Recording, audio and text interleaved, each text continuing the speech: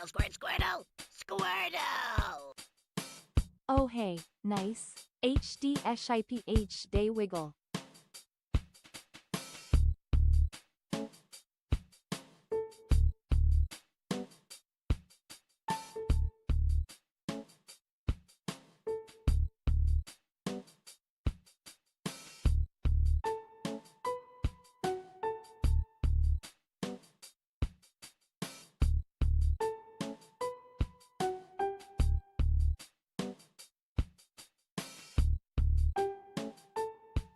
All right. Good morning, everybody. Hope everyone's feeling good out there. And welcome to the show. A little bit of lazy Sundays today.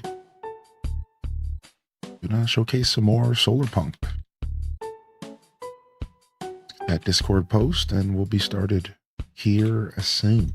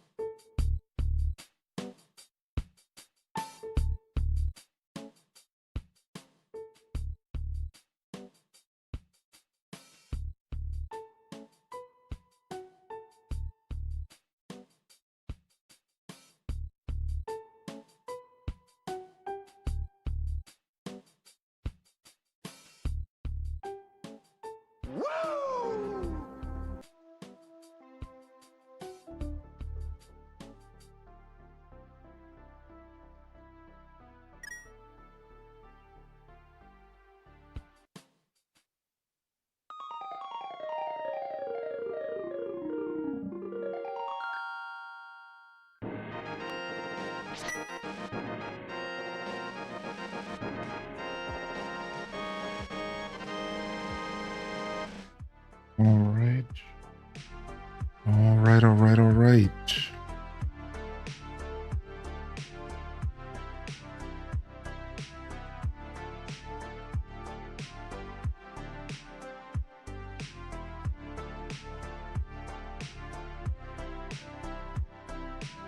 Okay.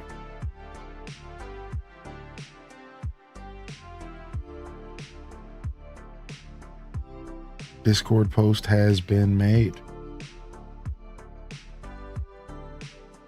Thank you, Fernelli, for the 12 months. Thank you. Thank you very much, Fernelli. Good morning.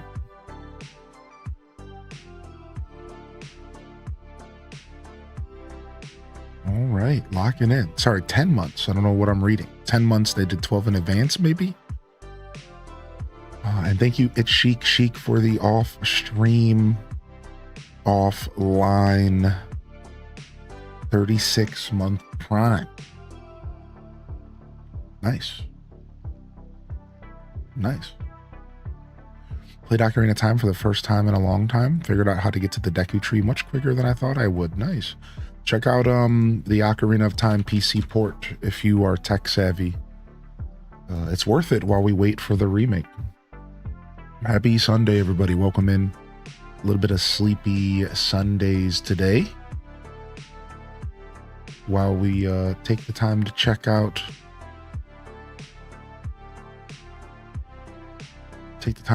some more Solarpunk. We've been kind of digging through this game. Figured we would dig through a little bit more of it. Let's see what this game's bringing today. We made some pretty good progress on the last episode.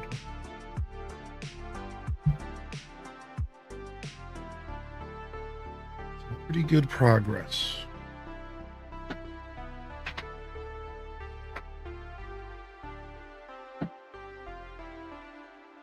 And I'm excited to see where we go from here. All right, our little world of Twitch.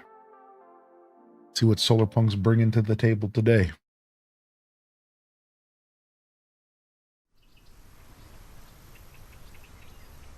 All right. Last where we left our save, we made it to a new set of islands. We got sand farming up here. My ship's apparently broken. This is definitely not how I logged out of the game, I don't think. So maybe that person who said something about like the saves being bugged out, maybe the saves are actually kind of bugged. Looks like we could still make it home though.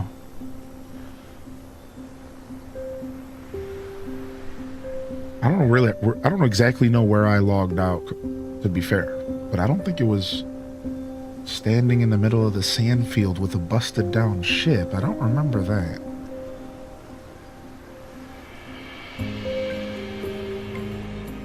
I don't remember doing all of that. Okay, we're trying to make bread. We just explored that sand island. All right, we'll come back.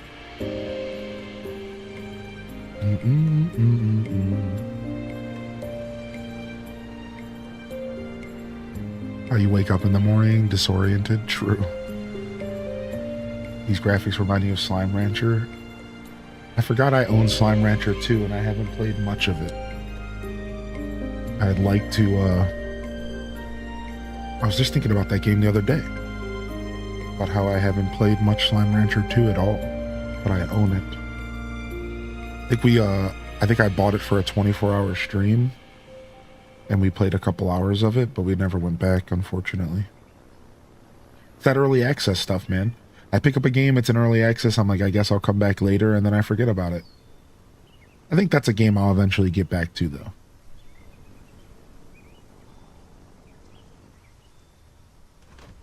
Yeah, I don't know why my ship was randomly busted. I swear that wasn't the way it was, but not too stressed. We can apply a patch-up kit here.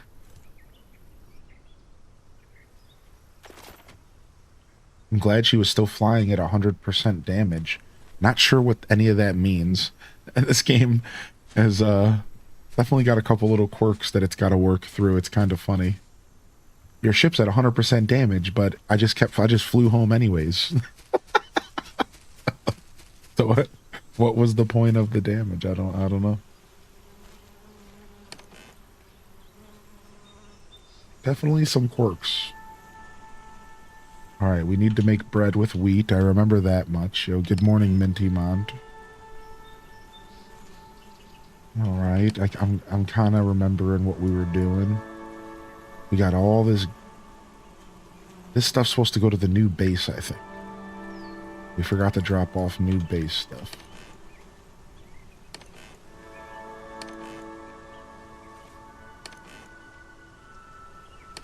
We'll take these bricks out of here and put this in here.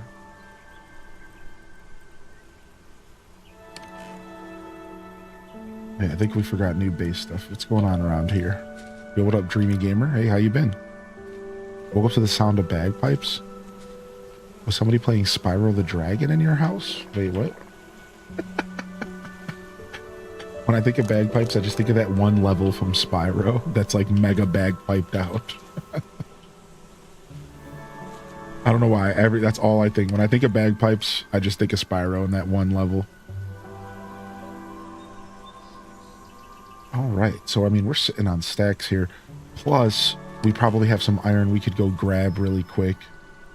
Yeah, I think that person might have been right. Somebody in the chat was like talking about how they couldn't save the game without doing something specific. And then I remember Mrs. Pirate was with me on the comment. They were like, "Oh, I just log out of the game." Maybe that's what that person meant, because I swear, like I logged out of the game, and my character's like way hungrier than he was when I logged out of the game, and like my ship was busted, and I don't know. There's definitely some weird save file stuff going on. Be careful with this one.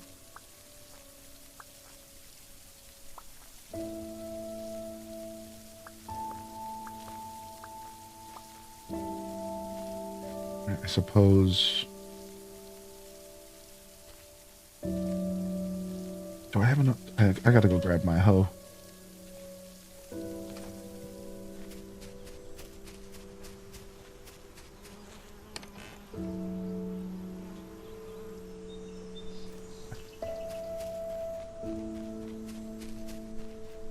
Character's just saving all the planets while you're gone. It's not easy. It's not easy. Yo, what up, Sarah Nacho? Oh, did the Knicks win the NBA championship? Congrats to the Knicks fans.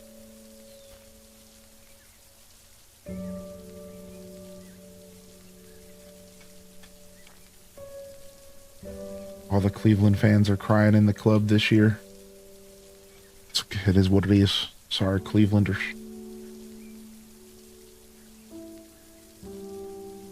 Oh, I have to pick the sprinkler up in order to put this down. And then I can put the sprinkler on top of it. There's an order of operations here.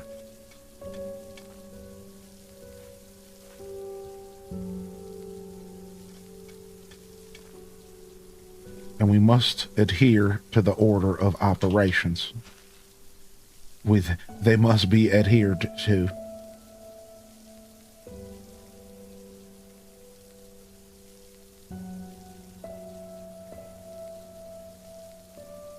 Boom.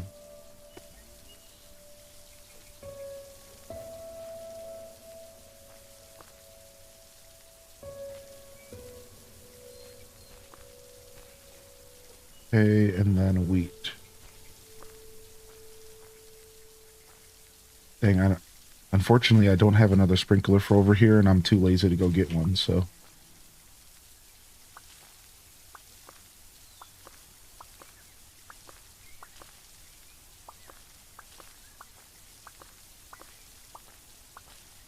Because I think if I get another sprinkler, I might have to get more power here.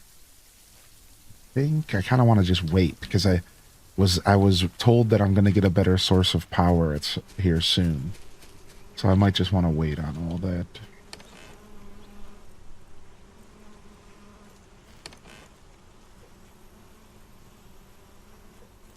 All right.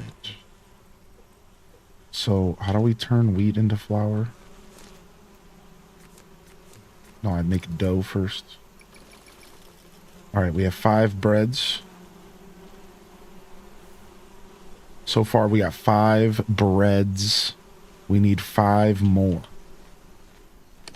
Oh, and now we can't see anything. Freaking nighttime in this game is so harsh. It's dark. I can't see. It's dark. All right, and then let's go grab our iron over here. Can we have toast with our breakfast? Yeah, but no avocados. All right. Don't get ahead of yourself. How's the order of operations dictatorship going? All right. Put this over here. Do I have any wax briquettes? Let's make some, I suppose.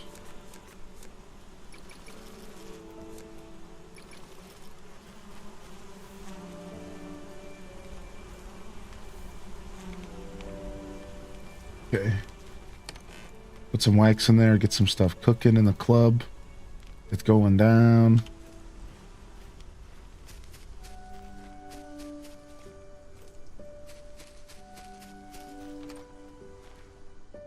All right, we need to get some more glass going too.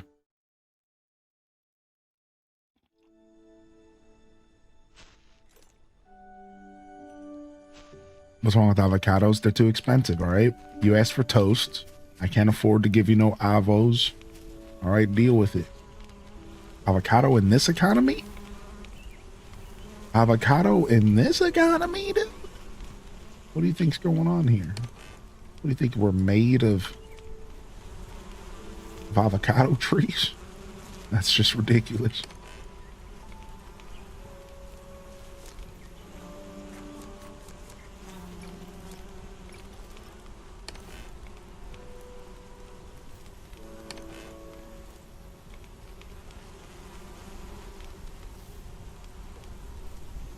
True. True. All right. Let's go back to taking this glass and stuff to this new area, I guess. And then we were exploring that new sand island. So let's just go figure out what we're doing next. Take these materials, go to the sand island, and then we're looking for bread. We just need 5 more pieces of bread.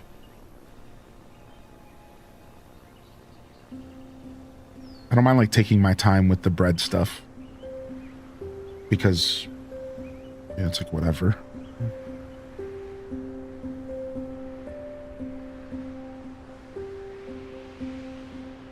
I don't mind taking my time with it. What up, Diamond Blade? Good morning, dude. Good morning, Prof. Welcome in Brielle Basor and Minty.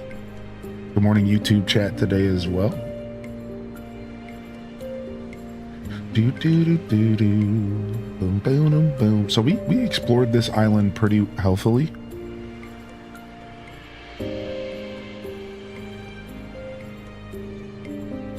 But I'm sure there's more stuff for us to explore, so we're gonna do another run through it. And we'll collect some more sand while we're here.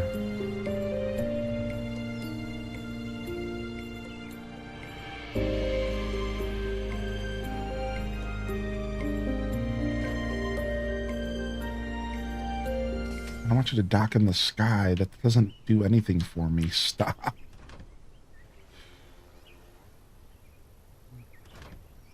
Thank you.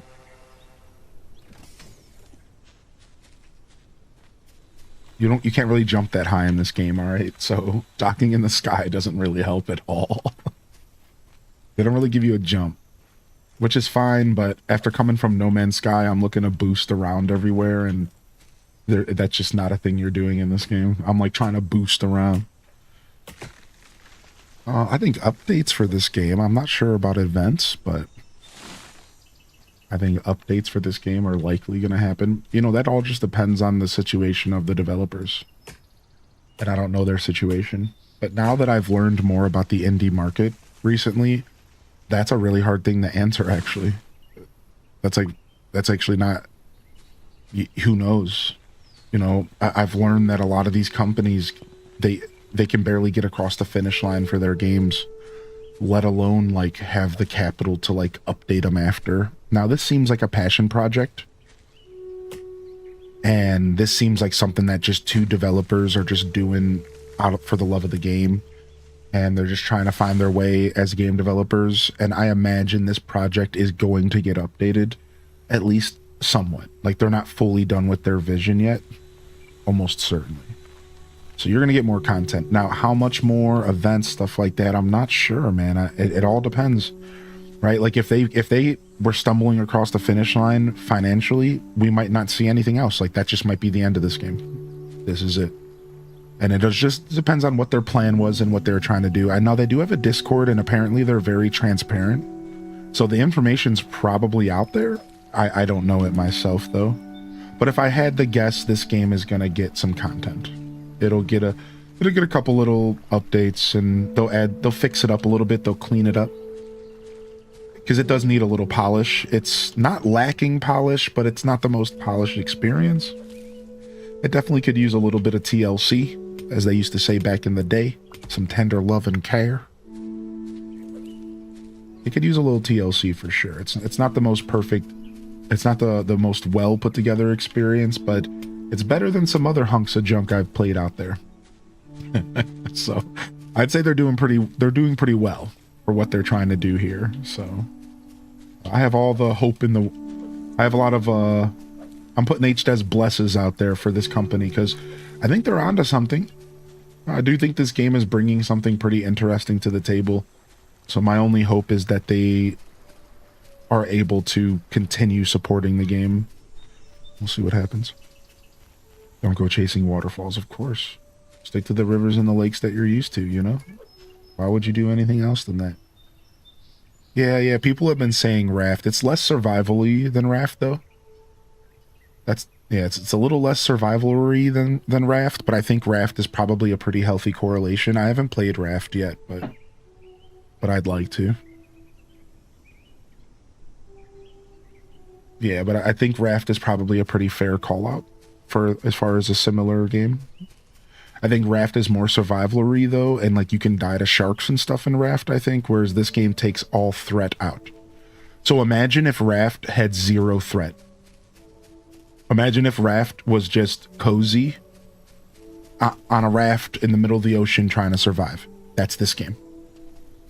This game is that, but just take the threat and take the sharks out and just chill. And like, that's this game. Ah, see, there's a peaceful mode. I didn't even know that. Yep, there you go. So this is peaceful mode Raft. Boom. I had no idea. Yeah, that makes sense, actually.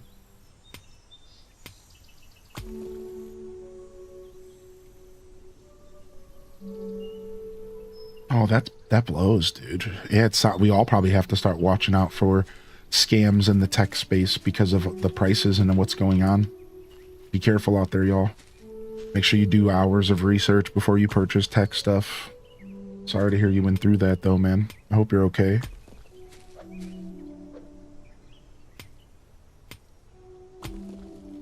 You always keep yours on peaceful so you don't have to deal with the sharks. Yeah, then you might actually enjoy this experience. Christian, if you end up having the 20 bucks to spare. It's 22 bucks on Switch, so it might be a nice little cozy handheld game to relax with. Ooh, nice. A raspberry bush hidden in the corner. I'm really happy we came back and explored again. Nice, dude. Good morning, Random Reject and E-Talker. Good to see y'all here today. Good morning, Rock Socks. All right, I think there's one more cliff that we haven't gone back up over here. Yeah. Just grabbing myself some sticks.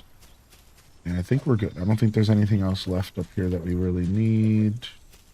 Oh, this chest we left half looted. Dang it, I want that wax briquette. Let me plant these trees. 4 wax briquettes, actually such a nice little find. So, all right. I don't think we're gonna be able to grab any more sand. I think I'll just drop some stones, grab some sand, and then let's go to our base number 2. We're calling it base number 2.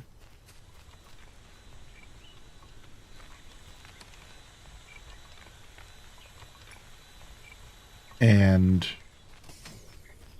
go drop off all this sand and get some stuff cooking, and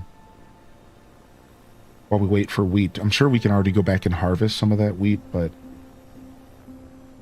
let's go to base number 2 first. Gonna grab Solarpunk on Switch. It could go on sale as well if you have something else to play for now. Oh, thank you, Christian. You know, one of my buddies actually went back and watched my reaction. You know, that means a lot to me. It was funny. We got together for the first time in weeks, and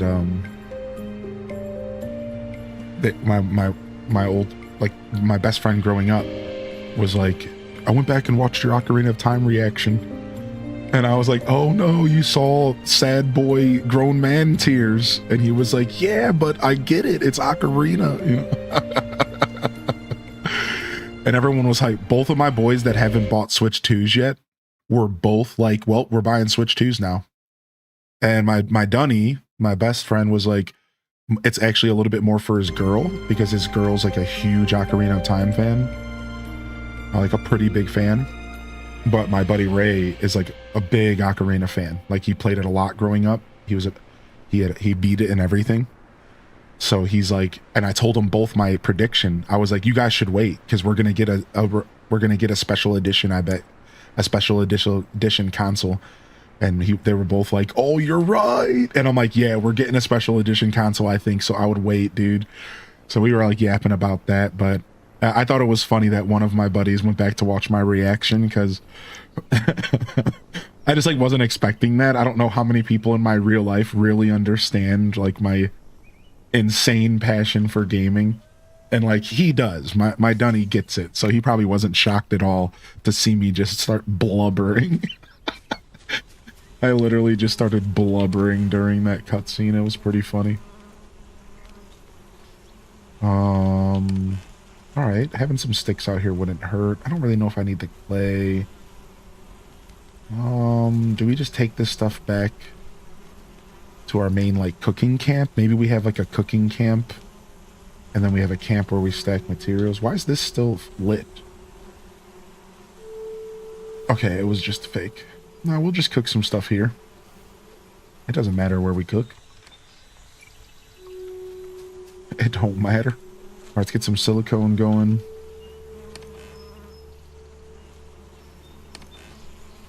Give me those briquettes here real quick.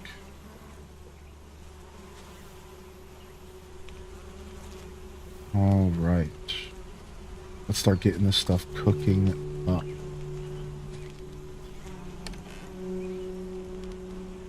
All right, we have copper here. We have iron here.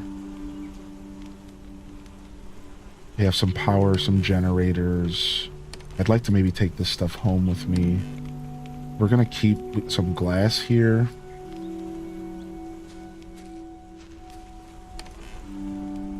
And some paper. Guess we'll throw this extra pickaxe here as well.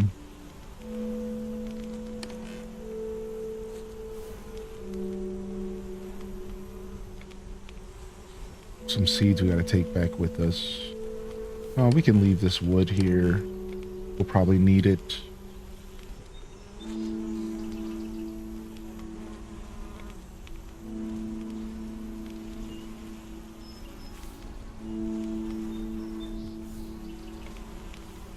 Honestly, we could just use another oven here. Well, we don't have to sit here and wait. We could just get another oven going. We have so much stone laying around. At one point, that wasn't the case.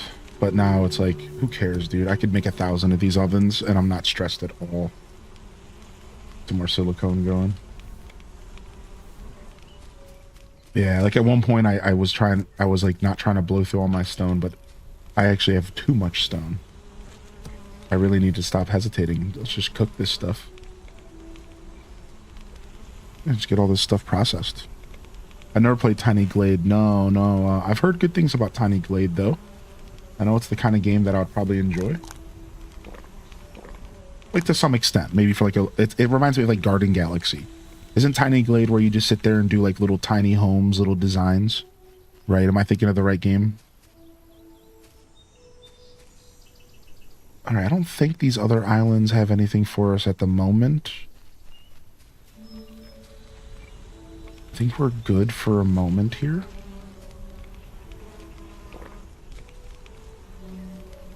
I don't think we need to take anything from here with us.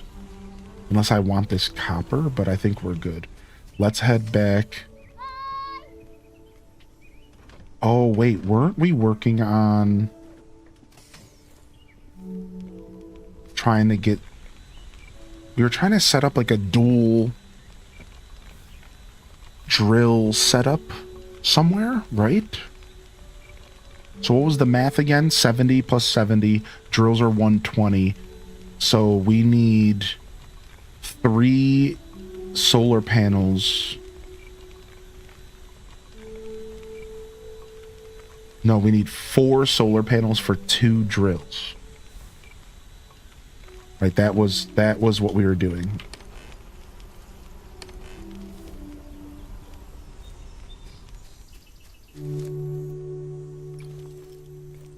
Four solar panels for 2 drills is something we were trying to do, right?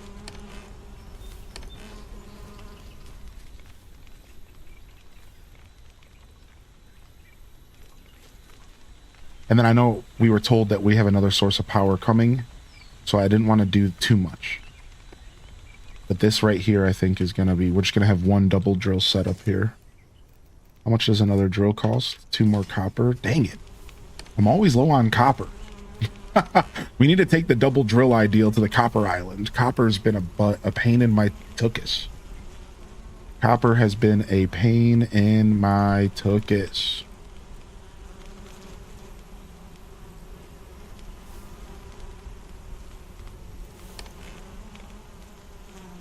No, we'll take the sand with us.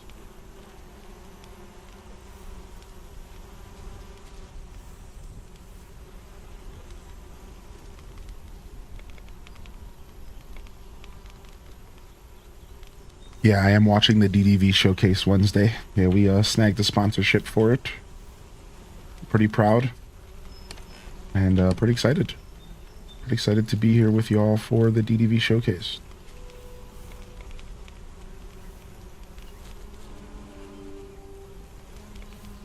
All right.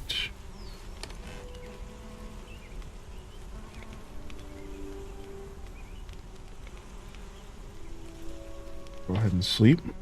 Yeah, I gotta go back to Copper Island again. Maybe we need to do the 2 drill setup at Copper Island. That's the island that's not as accessible. So we're gonna do that. We're gonna take this back and this back. Because we don't need we come here all the time. Like we're always here with quartz. So it actually makes a ton more sense for Copper Island to be our dual setup. So let's go over there.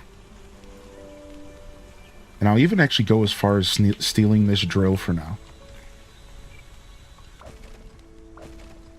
And we'll come back and fix this later, so I can just do one big round trip. Yeah, let's go.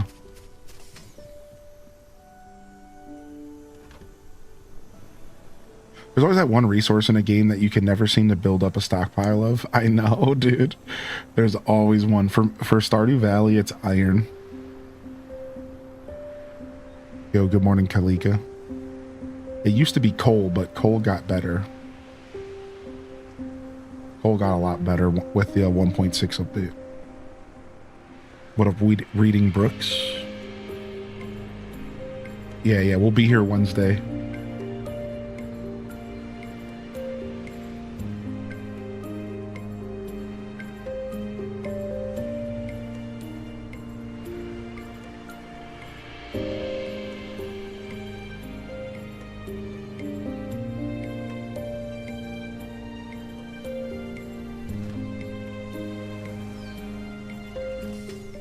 Sick.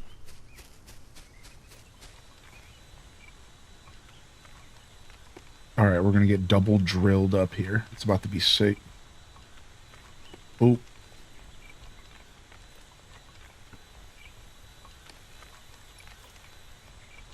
Let's rewire this so it makes more sense.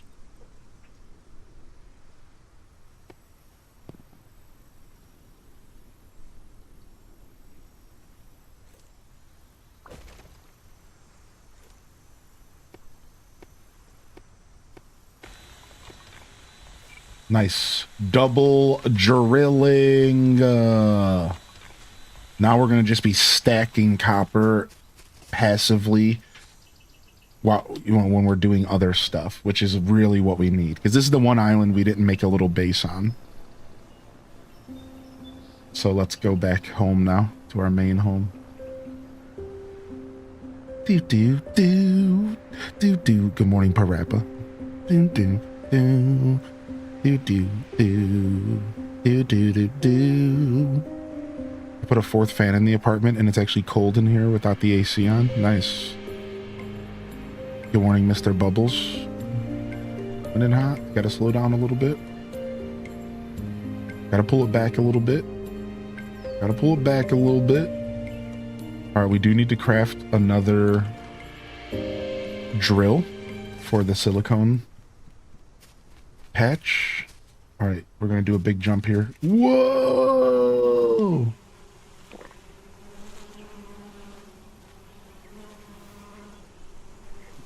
All right, half of our bread is ready. Drop off this.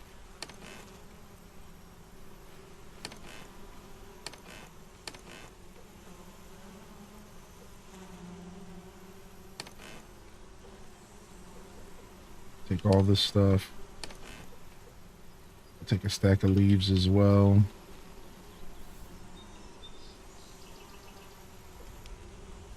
Get that going.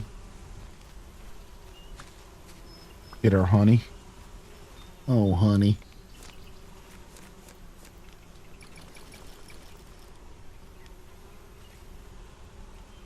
And then 5 of those. I like the wax briquettes. I think they actually make sense. We were talking about how, like, do they really make sense to use? I think they do. I think the wax briquettes actually make a ton of sense. They kind of simplify the process. They make it to where you can kind of just run through and just drop stuff off. You don't have to think about it too hard. I think they work. Yo, what up, Card Shark? Hey, that's all the wheat, baby. Look at that. This is how we do it. This is how we do it.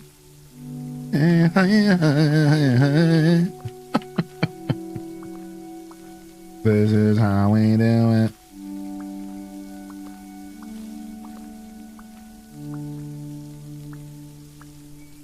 Whoa.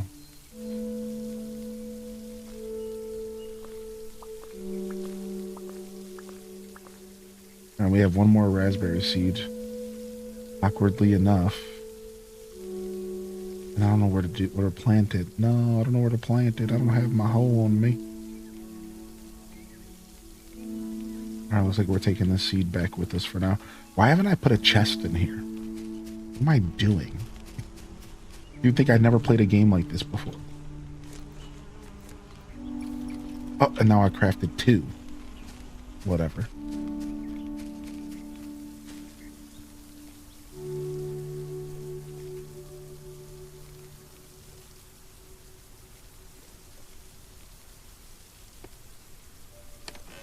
There. There. What up, Sim, baby? Speed! This game does let you zip around. I will say I like being able to zip around in this game for sure. It does let you get a little zippy. No jumps though. The jumping is weak, but there is some zippiness.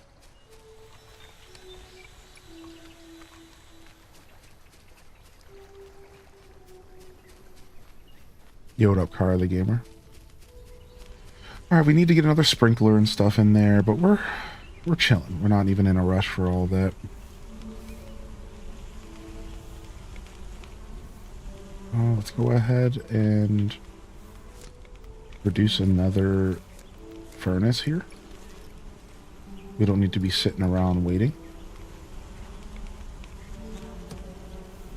Put another wax briquette in here and get some loose ends cooked up.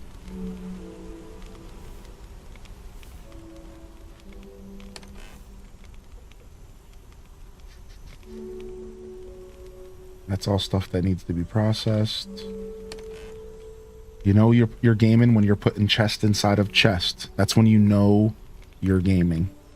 When you're putting chest inside a chest. That's when you're really cooking. Alright, we're sitting on a ton of iron.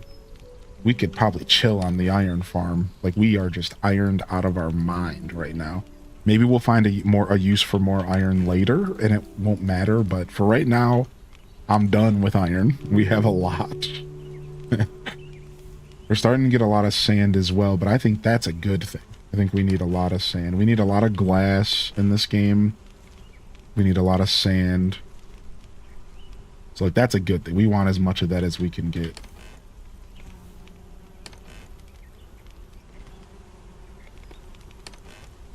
So, we're down to stack up that stuff.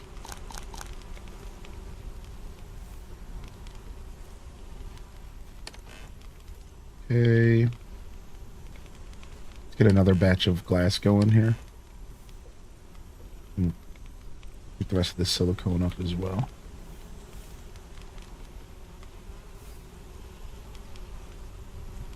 Now that's storage squared. How you doing, Midda? You haven't used your cat bed in a couple of days. Is it because of the AC? It's for sure because of the AC. We're gonna move her bed to a different location and switch the camera location maybe this week. You did find a book bag upgrade? Oh, that's so nice. That's so nice. I didn't know that.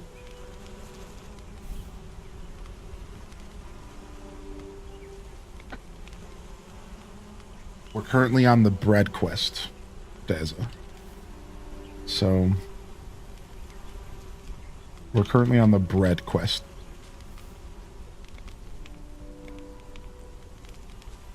And we're close. We are one single piece of wheat away.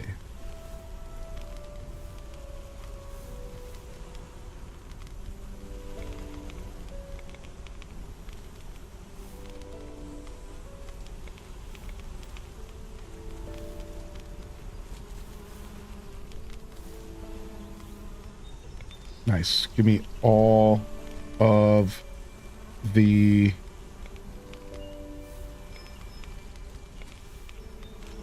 Give me all of the copper, dude. I'm so happy.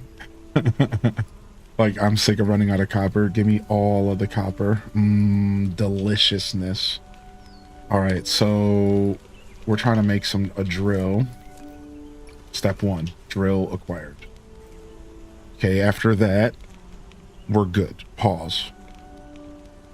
I could use another sprinkler. We're gonna wait on that though. Yeah, I'm not in a rush for the sprinkler stuff. Let's just wait on that. But another drill and a power source. That's good. That's a good start. Maybe we'll bring a backup pickaxe with us since ours is about to die. Drop off the brick. And let's bring some of this juicy copper with us to our other island. We'll grab both stacks. Because we'll bring more back here later.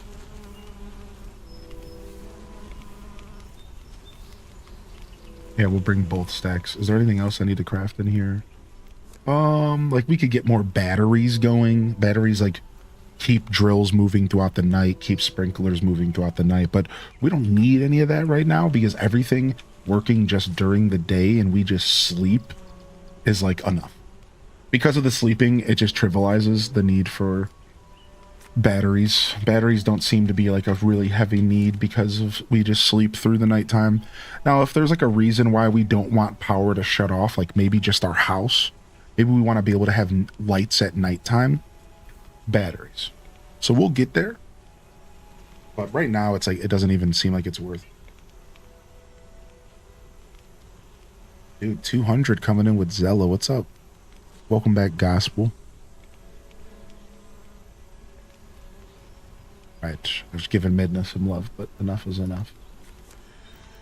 Okay.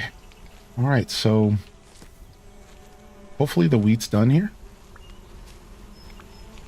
Because I just need one more piece of wheat. One single piece of wheat, please. That's close. If this piece right here was growing, I wouldn't be waiting, so I guess that's my fault.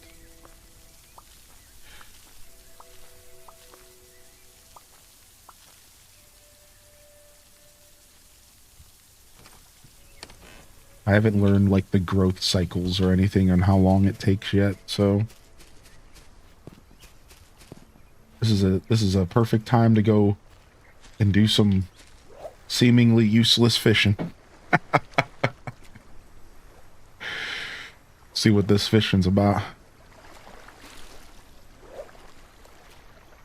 Grabbed us some cotton. Someone in my area selling a Kyogre modded DS. Someone talked me out of it. Do you just want it because it's modded, or do you want it because it's Kyogre? Both are great reasons why you might want to consider it. Oh, seed bags. I was hearing that seed bags were like endgame.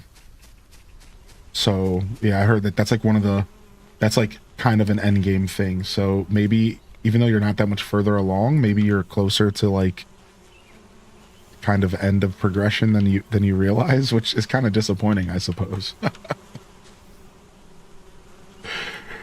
don't know. That's what I heard. I'm just regurgitating. I'm trying to do No Man's Sky stuff like an idiot.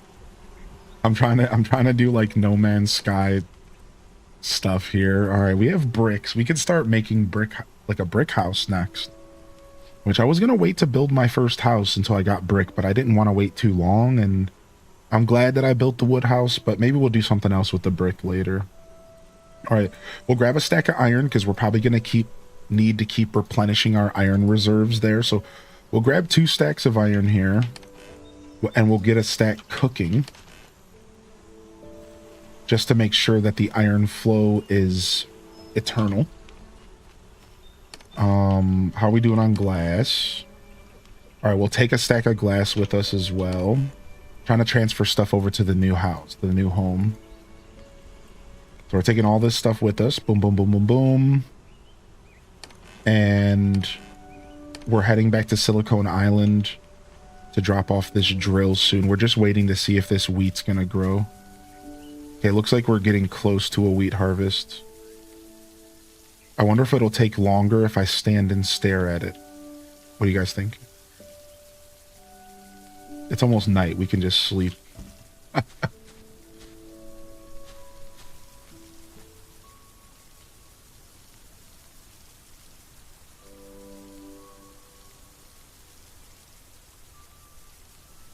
We could use a 3rd solar panel over here, but it's not that big of a deal.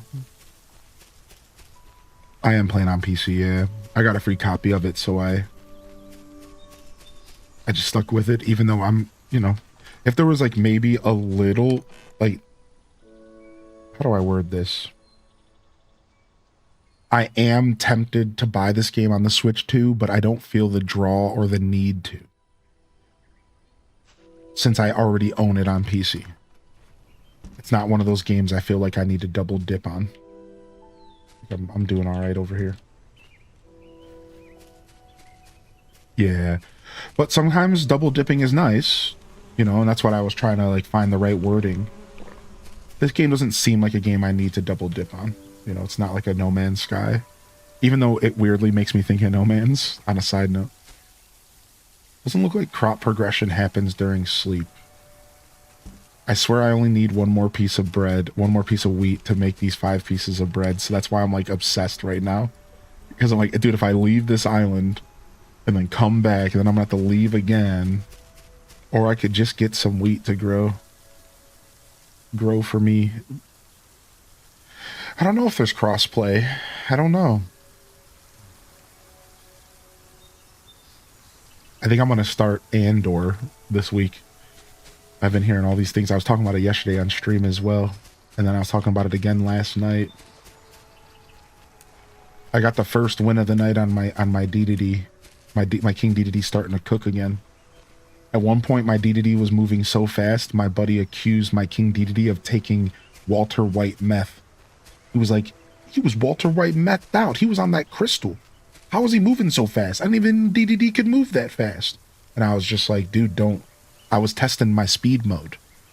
Gotta have a speed mode with King DDD. I was testing it. I just wanted to see how fast I could make him move. Yeah, I was slaying. And then I got a Mega Man win. I got a DDD win, and then I can't remember if I got another one. But as soon as I got the first, I like to play with DDD the most. So if I don't get wins with him, I'll play with him a lot until I get a win. But if I do get a win with him, I feel bad and I don't want to play him. So I didn't end up playing him all night until finally, like 6 matches in, I was like, okay, I need DDD back. And then I saved him again for the final match. But I'd be feeling bad because I just want to play one character. But my crew, like, they mix it up. They all play with like 10 different characters over the night. And they won't rotate back, and maybe once or twice they'll rotate back if they didn't get that win they wanted. And like, that's cool, but I'm a one character Andy, and like, I played Smash Brothers like, you know, semi-competitively. And like, so like for me, it's like, I'm a one character Andy, dude. I want to play with one character. I want to whoop your ass with DD all night. But that's like not fun. That's like not as fun. It's way more fun when you're switching characters up and everyone's just kind of like having a blast. And not, you know, somebody's not just like hyper training one character and getting better throughout the night. And then people start to read you anyways. And it's like hard to stay as one character all night anyways, you know, because you start to get read. So it's like not the worst to mix it up, but it was nice. I've been, it's forced me to pick up some characters that I didn't plan on playing in Ultimate. Like Big Link, even though I'm not really liking Big Link in Ultimate. I liked him in Smash 4, but I just don't like Big Link in Ultimate, really. I don't like the changes to him. So I'm probably not going to play him, but Young Link, I really like fast Young Link. And then I'm doing Mega Man. I finally caught my flow with Mega Man. So many years later, I finally figured out how to play Mega Man. And it took just pretending like I was playing a Mega Man game. And this is the beauty of Sakurai. He's a genius, dude. Think about it. Every single character in Ultimate feels like you're playing the character in the game that they came from. He did it. When you're playing Minecraft Steve, you're playing Minecraft while everyone else is playing Smash Brothers. When you're playing Ryu, everyone's playing Smash Brothers, you're playing Tekken. When you're playing Mega Man, you're playing old school Mega Man, everyone else is playing Smash Brothers. It's real interesting. He's a genius, man. And it made me realize that I think that we have another Mario Kart 8 on our hands. I think that even though I'm going to love a new Smash Brothers, and even though like a new Smash Brothers game would obviously be something that I would play and like enjoy, I think I'm always going to end up going back to Ultimate, because I don't think they could ever do what they did with Ultimate again. It's never going to happen. And I'm sorry if that's sad to say, but they are never, ever, ever going to do what they did with Ultimate again. And I'm not even talking about characters. I'm not, because that's also a part of it. Like, they're probably not going to ever have 100 characters ever. Like, this is like it, right? I think. But even if they were to do like a series reset, I don't think that they're ever going to capture the magic the way that they have again. I think that's a tall request, man. That's like, that would be crazy. Because I don't know.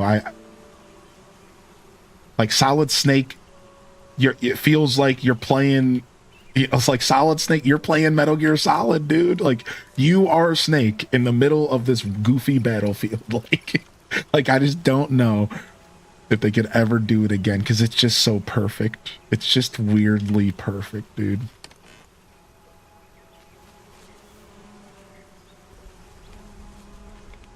Maybe I'm wrong. Maybe I should have more faith. But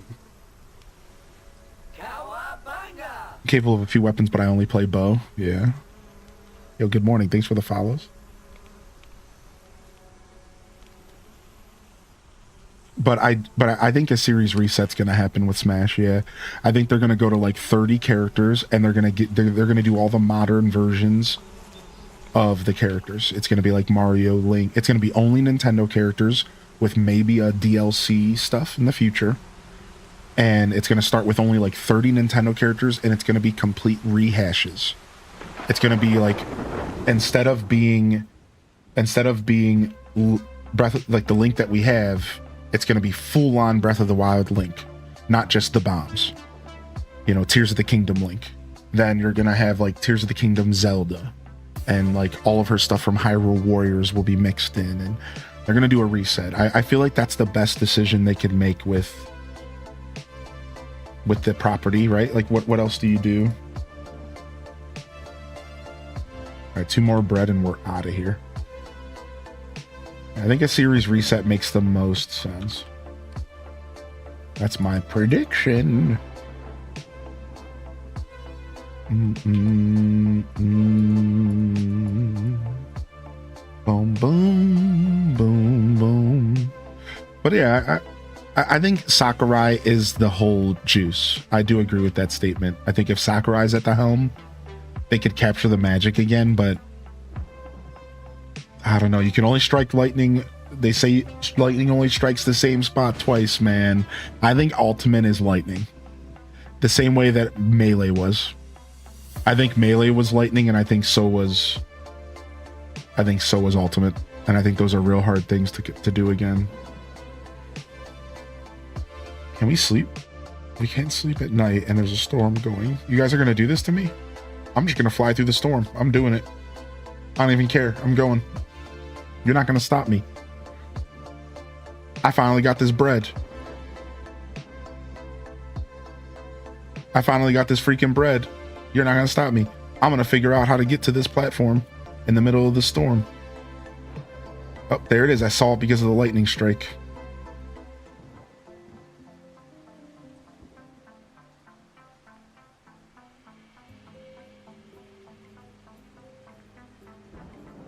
Whoa, we came in real hot. That was scary.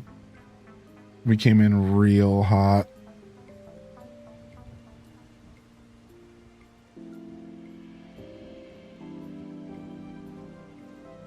Yeah, and then you could even take that further green lanyard and you could put another arrow to like the DLC characters of Ultimate. Because I think that even from the release of Ultimate to the DLC characters, there was like a transition and another power level increase for his skills. I swear, like there was even a mini power level boost from when he released Ultimate and when he designed like Minecraft Steve. There was like another power boost, dude. I swear, like he is just a mastermind. He's insane, dude. He's so good. All right, we need 6 eggs, which means we need animal husbandry next.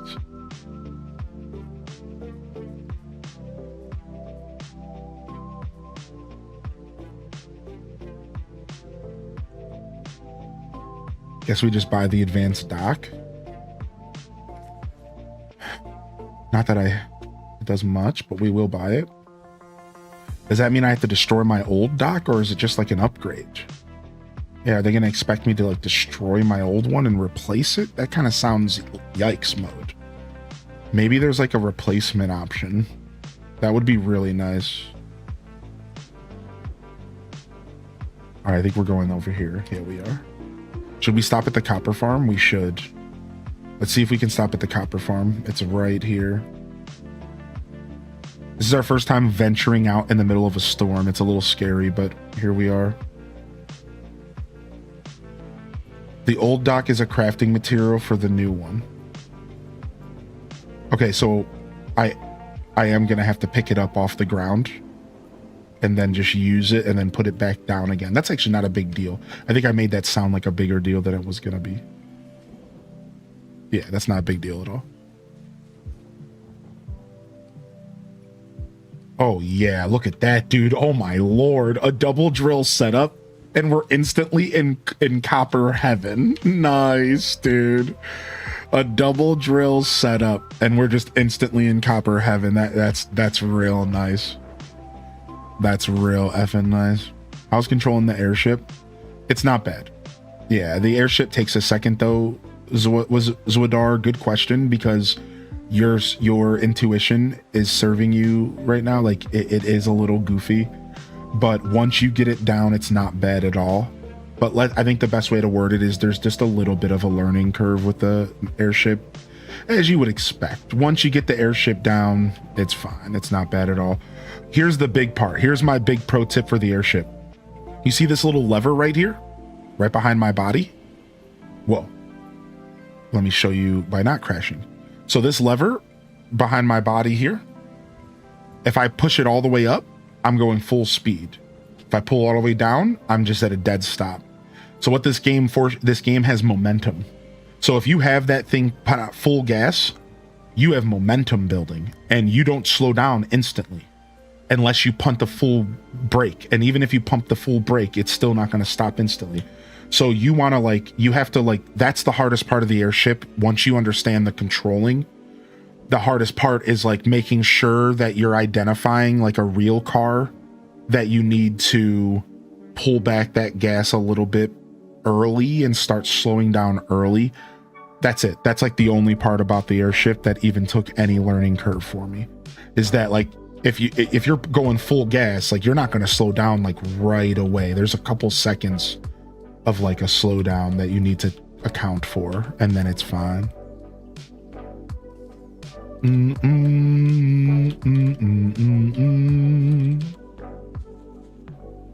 All right, Sig. Let's cook this copper up. Do I got some wax briquettes in here? I think I do.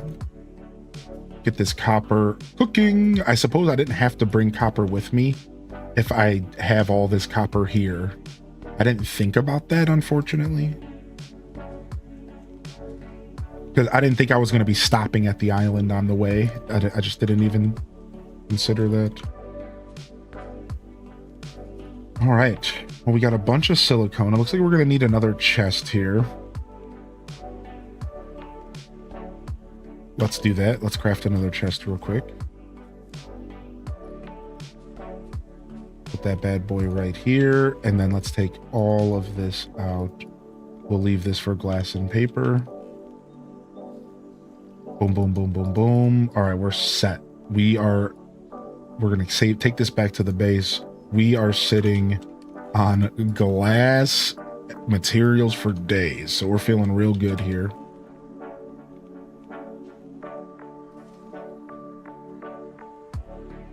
Materials for days. All right.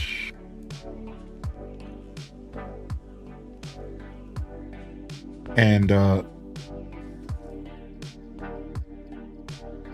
what do I need for tier 6 here? I need the sunflower. So we never found sunflowers on that island. That's very interesting. Yeah, I just realized that. So we explored this island. We never found sunflowers. We might need to do some fishing on it. Unless they were hidden. There was a space that I thought I might needed to build some ladders to. So there might be one. I might need to go back. So if we don't need sunflowers, then how do we start animal husbandry? That's the real problem. That's the thing I thought that I was going to unlock through sunflowers. We deserve a Splinter Cell reboot. I like the original Splinter Cell game. Not the original, but there was a Splinter Cell I played that had this PvP where two players were mercs and 2 players were ninjas. And the mercs were first person view and the ninjas were third person. So they could hide behind buildings and they could like look around the corner and stuff like that. But then the mercs were first person and they had to search for the ninjas and they had flashlights and guns, but the ninjas only had like stun stuff or something like that. And it was really, really cool. And that's like the only Splinter Cell game that I ever played. And I thought it was amazing, dude. I thought it was amazing.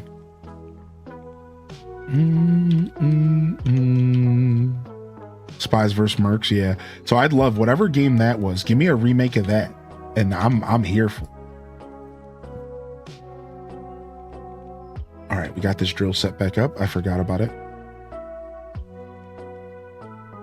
You can access animal husbandry now via the research branch. Did I overlook something? Oh, I did. Animal Basics pack. This whole time it was here, and I overlooked it. Thank you for saying something, because I thought all this was just decoration. I was missing. See, I saw farming and animal decorations and I was like, oh, I'm not there yet. Ah, nice. It was here the whole time.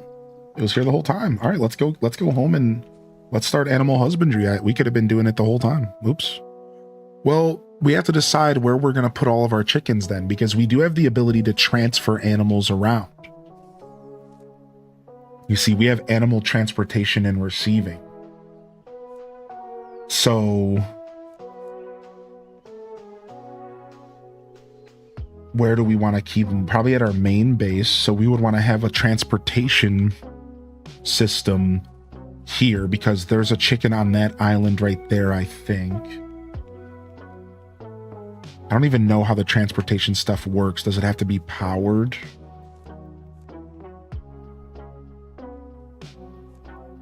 I imagine it does. All right, let's go ahead and build one of the receiving station first. And then the transportation station, we're going to be moving around because the chickens are scattered around the map.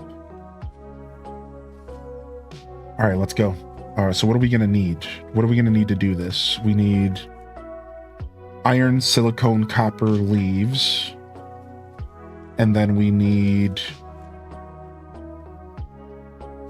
5 wheat to unlock this. So let's go back home and go collect some wheat. And I'm going to bring 1 stack of copper with me. I'm going to wait for this real quick. No, this game's not in early access. So yeah, my first impressions of the game is I'm having a blast. It's fun. It's a simple game. It's cozy. It sells itself as a cozy survival game, and it's exactly that. It's a cozy game that has a slight survival twist, and it forces you to feed yourself and drink yourself and, hydrate. And yeah, It's not quite as survival-y as I wanted it to be personally, but I can get over it. It's just not what the game is trying to do. It's trying to be relaxing. It's trying to basically, it's instead of survival like can you survive the elements, it's survival as in can you live off the land and build a life for yourself in a new world. So instead of it being stressful and like, you know, troublesome and difficult and you're like, oh, I can barely survive, it's you're living off the land like Stardew Valley. Good thing we watched that every morning. Didn't somebody make that joke on Friday? Good thing we watched so many days of living off the land. We're learning here. We're living off the land. That's the vibe of this game. It's fun. Yeah. Definitely has some quirks. I'm playing it on Steam. Probably better on PC because of keyboard and mouse if I had to give my 2 cents on that, but it doesn't mean it's not. It probably has potential on Switch, but this is definitely one of those games that feel like it was designed for keyboard and mouse and controller was just added for accessibility, which is nice, but there's a big difference when a game is made with controller in mind from the beginning, and you can tell. It's in the bones of the game. This is not one of those games. Not at all. It's very much keyboard and mouse with some controller support. And that's fine, you know, but yeah, that's unfortunate. Yeah, this game is Steam Deck verified, I'm pretty sure, yeah. Yo, what's up, Kayla? How you doing, dude? Welcome to the show. Good morning, Chaos Queen. And it does have co-op. Yeah, I haven't done any of the co-op stuff.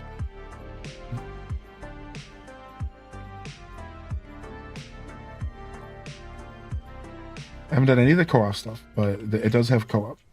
I forgot it's not storming. We could turn the game back up. It's peaceful. All right. We definitely have some wheat waiting for us, which is awesome.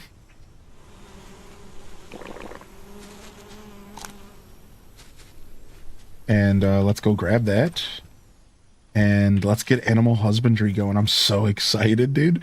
Dazavon saves the day again. This dude is a full-time saving Hylian from not reading and paying attention while he's streaming. Gotta give him a paycheck for that. Some fruit stripe bubblegum is coming to you soon, buddy. And I won't even pre-chew it. I won't even pre-chew it. You're getting that full 5 seconds of flavor, buddy. You earned it.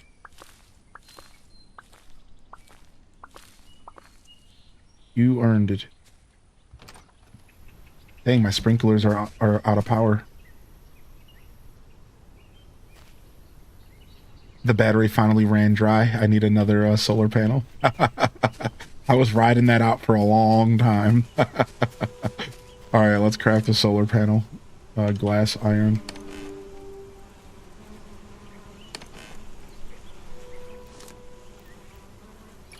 All right, we got to stop at Sand Island and pick up some sand. I took all my glass from here, and I kind of regret it because I forgot to stop at Sand Island. Do I have any sand to cook? I do. Okay, good.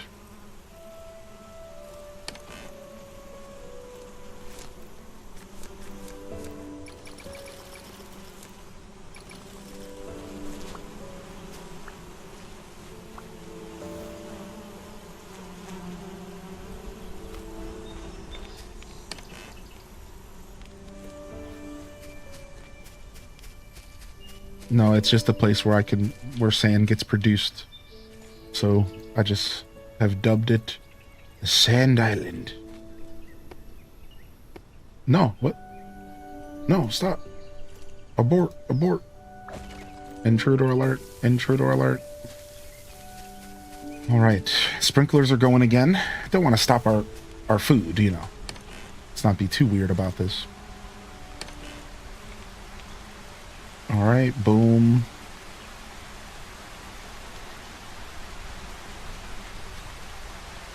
Looks like, whoa, we're back to the thunderstorm again.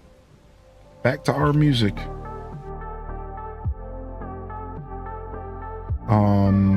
Let's take bricks and mix it with this chest here.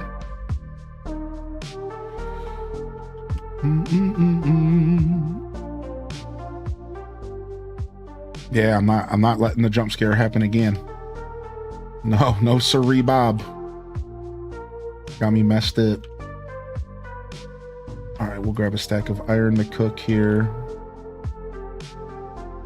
Don't know who Bob is, but no siree. All right, one piece of wood should do that. Let's go grab our iron here. You're starting a new job tomorrow. Kat, congratulations, man. Are you excited? If you're feeling nervous, just sometimes you got to remind yourself that nervousness is actually can be also correlated to being excited and wanting to do things correctly and wanting to do a good job. These are good feelings. I think you should embrace them. I think embracing nervousness and reminding yourself that it's just a sign that you're ready to go. You're excited. You want to make sure it works out. So get excited. Gas yourself up, man. Sounds like it's going to be cool.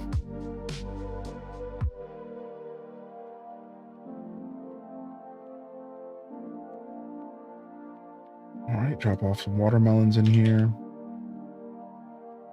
We got paper. Where are we doing that? What are we doing with paper here? Nothing. I suppose we'll throw it in here for now. Throw my wax in here. All right, we got it. First research here. Boom.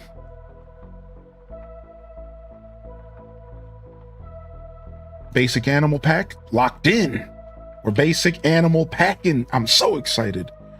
All right, we got a water trough, a feeding trough, a chicken coop, animal feed, and an animal tag. All right, so wheat's going to be a big deal. Okay. All right, I know what we need to do. We need to start off by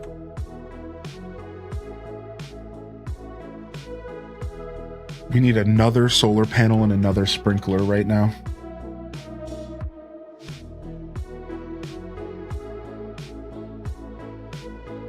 We got to stop BSing with our food. I didn't realize we were going to need wheat. I didn't even think about it. We need another sprinkler as well. So iron and copper.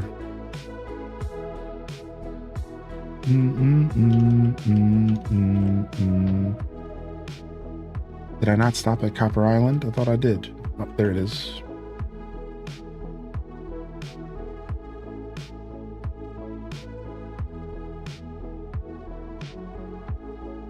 I need 2 pieces. Can't stop playing this game. Yeah, I'm having fun. Are you liking the game? It's cool. It's cool. It's simple, but like not in a bad way. Sometimes simple can be taken as a bad thing. I don't think that's the case. It's simple, but it's not in a bad way.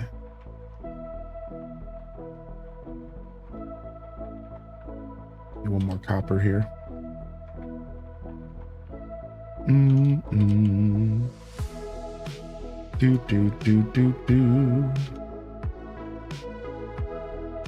We've been stacking that silicone and we don't like really need it yet, but it's going to be really nice later.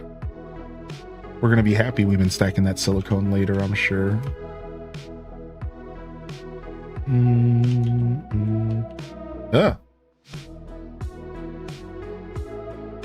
All right, sprinkler caught.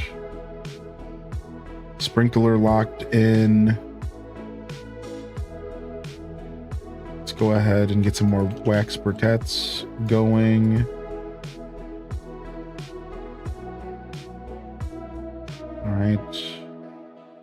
First time we've ever zeroed out on our honey, which is interesting.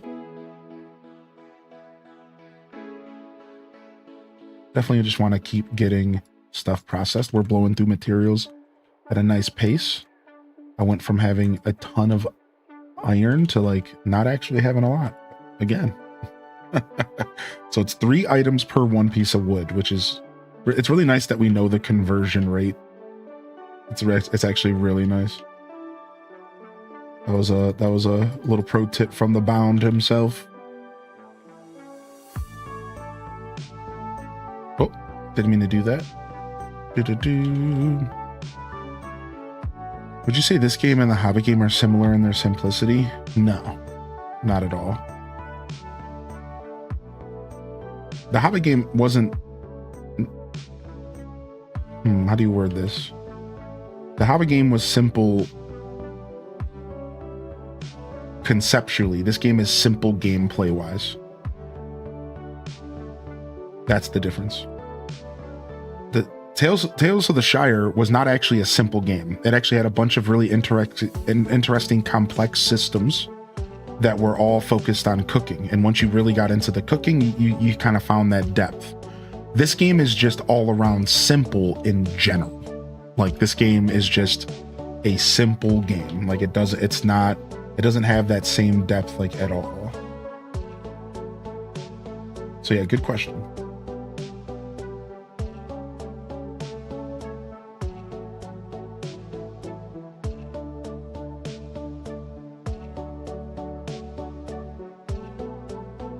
No, Tales of the Shire had a lot more depth in a game like this.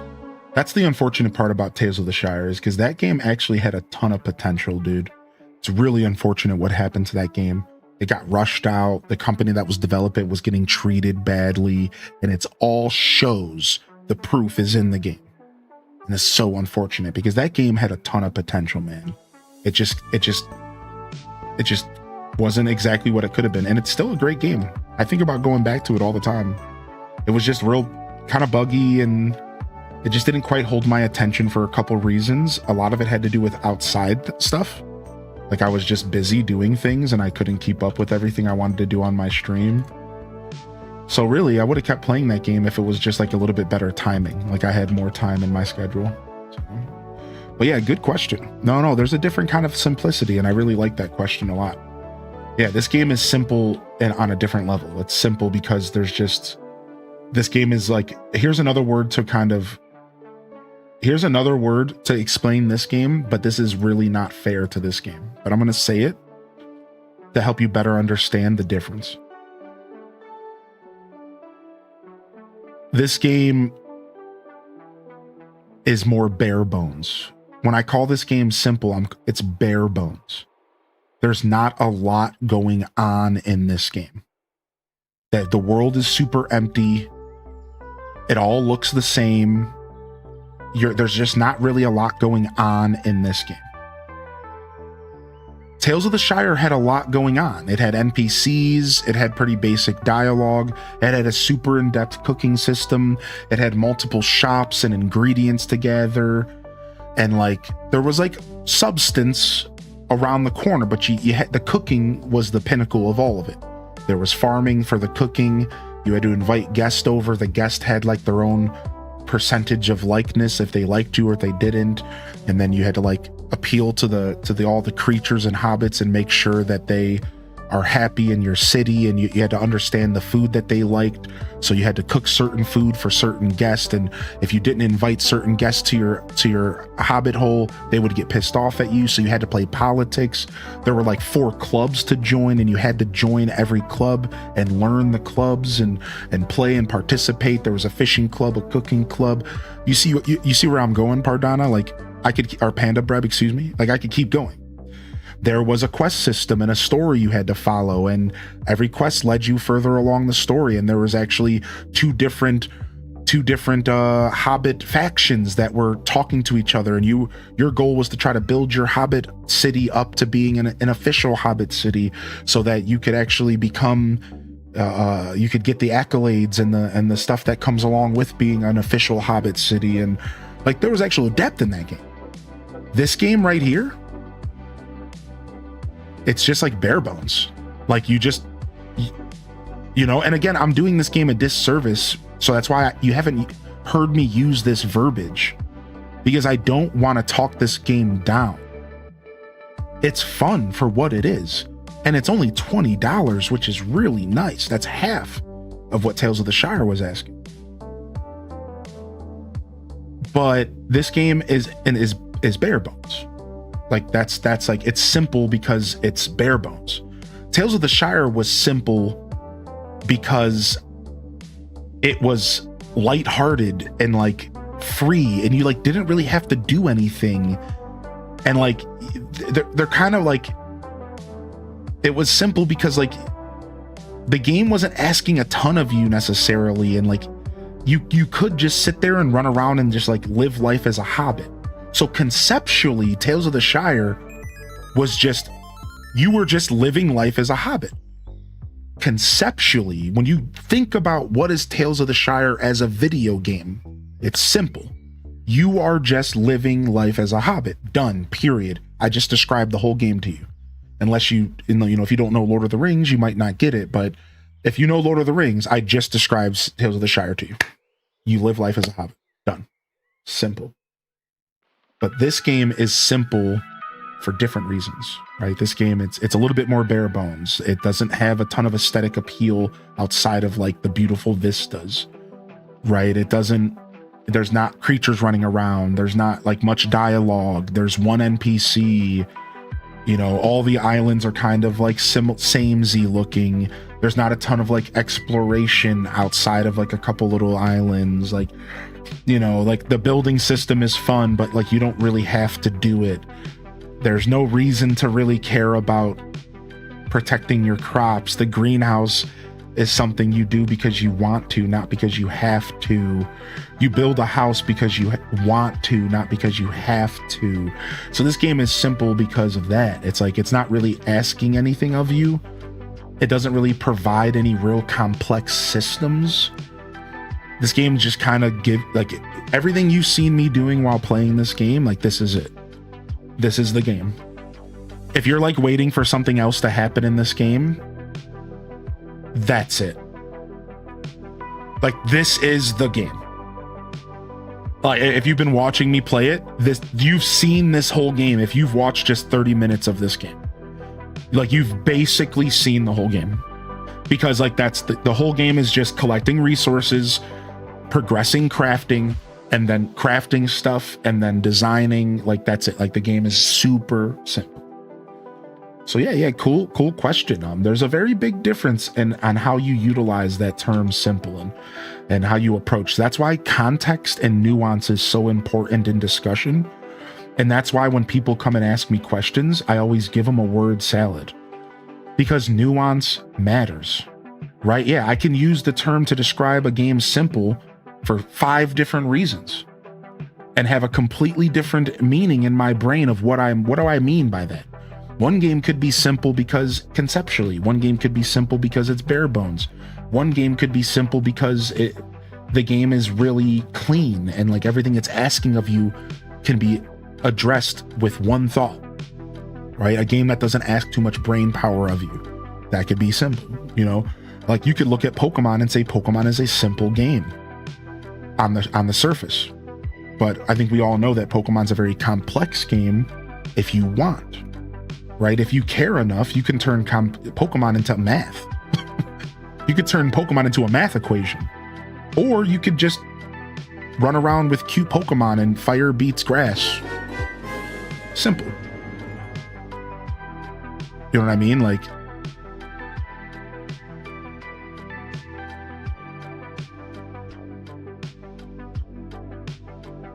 yeah, there's always nuance. And that's the beauty of I was reading Lord Farquaad's name. The beauty of the Lord Farquaad.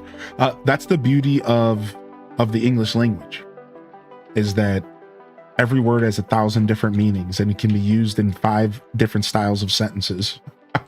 I don't know if other languages are like that, but English is weird. English is weird, dude.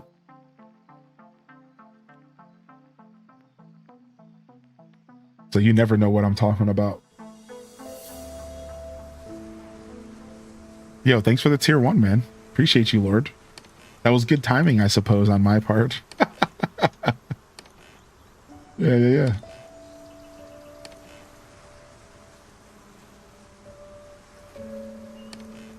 For all I know, it could be a feature of human civilizations creating languages. Yeah, like I wouldn't know at all. I only know one language. Yeah, that was a really cool question, because sometimes I just throw words out there and I don't always think about it, which can be dangerous, for the record.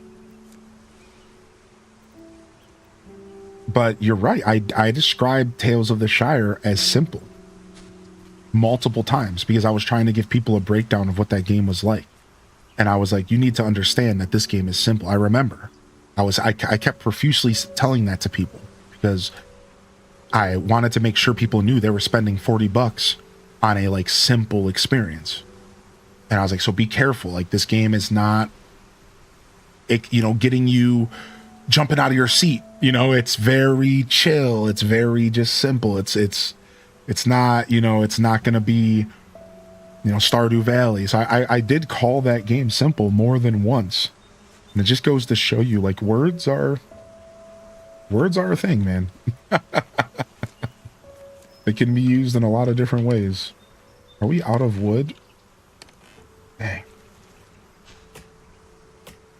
Let's go. Your stream was recommended to me? Nice, dude.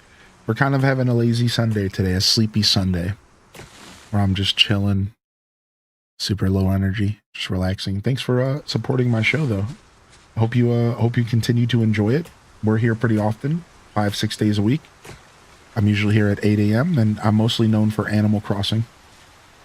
And funny your name, because we kind of have a meme around here, because one day on stream I revealed that I wasn't the biggest fan of the Shrek franchise for a couple reasons, and my chat's never let me live it down.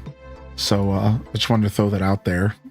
Thanks, Laura Farquaad. It's nice for you to bless us with your presence. Thanks. And what are you doing in my swamp? There it is. So anyways, yeah, I'm mostly known for Animal Crossing, dude. I'm not sure if you're into that. Stardew Valley, and then we have like Legend of Zelda, and we do our Nintendo variety and stuff like that. And obviously I'm a big indie fan. So if you have any questions about Solarpunk, or it sounded like you were interested in Tales of the Shire, don't be afraid to ask, man. Tales of the Shire was cool. I really do want to play more of that game someday. Hopefully I'll find the time to do that for all of y'all. And I hope you didn't mind my in-depth answer, Pardana. You tickled my brain with that question. In a really positive way, by the way. I'm a little tired, so hopefully I didn't come off like irritated. I feel like I might have, but I wasn't, just for the record. Beautiful question. It really got my brain thinking for a second. It's like actually, wait a second. I did call both of these games simple, and I wonder, like, why? Why did I do that? What's going on here? I had to find a justification, and there was a good one. I definitely didn't blow smoke. I actually had a good answer, which is not always the case. I think we're all susceptible to a little smoke blowing here or there, you know. Oh, sorry, Panda Breb. I keep calling you Pardana this morning. It's because I'm tired. It's just somebody else in our community. Sorry, Panda Breb. Yeah, it's just somebody else in our community. Don't overthink it. Yeah. They're probably out there lurking like, what the hell? I haven't even said good morning. Because I called you Pardana twice, I'm gifting you a sub. The first time, acceptable mistake. 2 times, you get a sub on the house. You can hold me to that shit. That's 1 time, 2 times, okay, I'm a chode. Take a sub. Thank you. We crossed the line there. So. Thank you so much. Yeah, I'm just being silly. Seriously, don't worry about it. I was gonna prime sub, drop that prime sub on somebody else this month. That's why I give subs. Perfect. I'm sure there's somebody else out there you might watch. Drop it on them. Drop it on them. That's cool. Yo, thank you, Tune, for tuning in today. Good morning, buddy. Yeah, I don't know what Tales of the Shire. Does anybody know anything about Tales of the Shire as far as them improving their game? I don't know. That's a good question. I don't know. They had such a bad development cycle. I wonder if the team's even still working on the game. I think they did drop a couple updates. So here's the one thing that Tales of the Shire has that other games don't have. It's Lord of the fucking Rings. So games with like big IPs behind that can often get extra support and can often be okay in those situations. So I imagine they're probably doing okay, but I just don't know how long they're going to stick around. That's the real question I'm curious about. Like, will they stick around? Are they going to keep updating the game? Yeah, good question, actually. All right. We did all of that to finally be able to build our first chicken coop. Does it only house one chicken?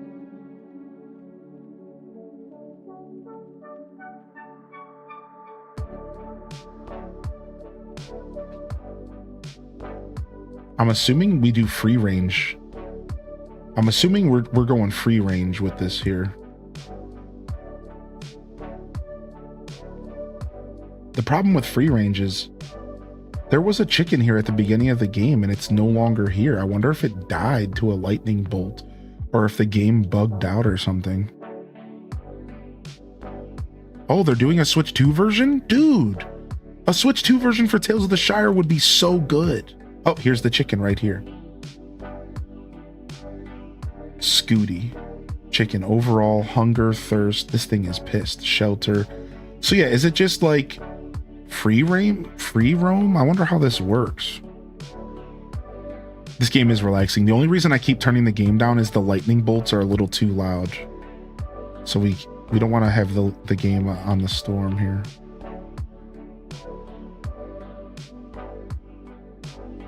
All right, chicken coop. Is this chicken gonna just automatically have a home?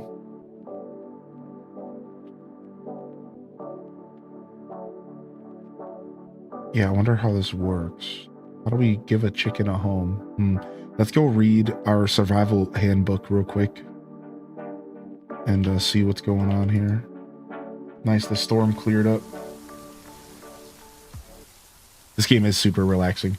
That's actually why I played it today, because I just wanted something to chill, and I wanted something that was a little bit different than the other two games that also fit this bill right now. Scooty, yeah. Alright, let's see here. For animals to reproduce, you need 2 of the same species with all needs fulfilled. Each animal requires its own shelter to fulfill its needs. Animals will only be bred if there's an available shelter nearby. Animals will follow you if you're holding their favorite food. Bingo. Animal feed. I'm assuming if we hold some feed, maybe this thing will follow me, or maybe it's like raspberries or just wheat in general.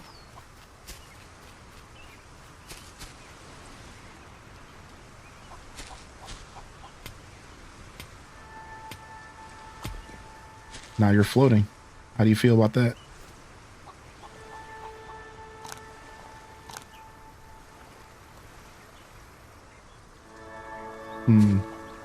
I think he might be glitched, unfortunately. That's super unfortunate. I think my first chicken might be glitched. Maybe I can, maybe there's another food I'm not thinking of. Maybe he likes watermelons.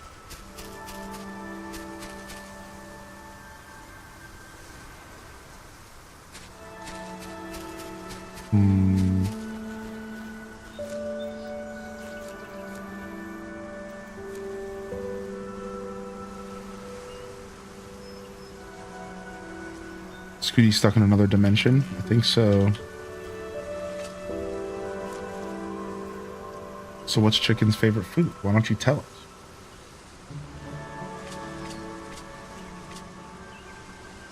I'm gonna assume it's just animal feed.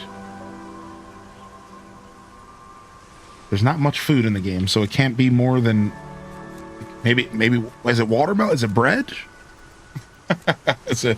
Do I need to make some bread for this chicken?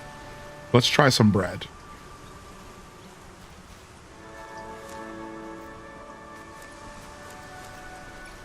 That would kind of make sense, which would be cute. Worms. Is a stick gonna be enough to cook a loaf of bread? I think so.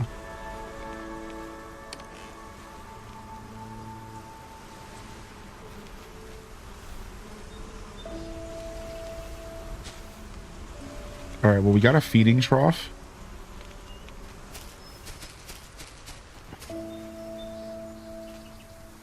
Too close to another animal building. What? But wouldn't you want the feeding trough next to... I'm not going to question it. All right. It pains me how much wood you go through cooking things. Where's the coal?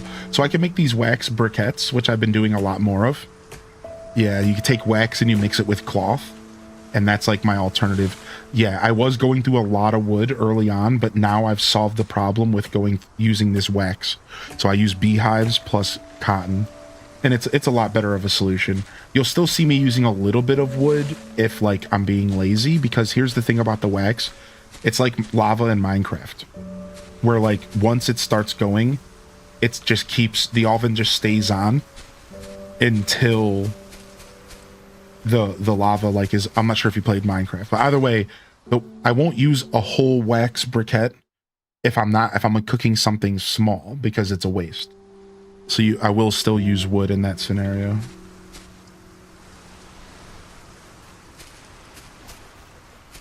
Okay, you are. That's what I thought. I thought we had to talk about Minecraft before. I figured you were hip. So yeah, it's like, think about it like a lava bucket. Yeah, dude, my chicken is bugged, I think. These things are supposed to be walking around.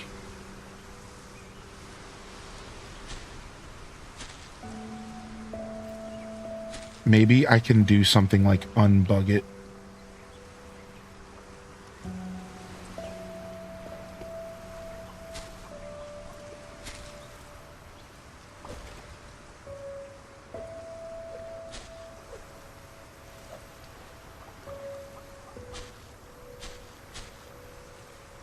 They're supposed to follow me if I have their favorite food. The only last options we have are cotton, watermelons, or bread. Let's find out if it's one of those, because otherwise my first chicken's bugged and I'm super disheartened by this. I'm not gonna lie. It's like, I don't usually let bugs bother me, but it's like, come on, dude. There's not even a lot of stuff going on in this game, so having like my only chicken bugging out kind of blows. Yeah, I just reset the day. And did I just literally eat the bread? I just ate the bread. What? It didn't work anyways.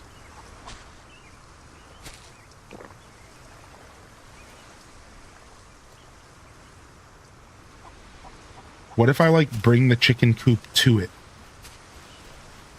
Let's try like seeing if we can like move it around. Like, let's see if we can.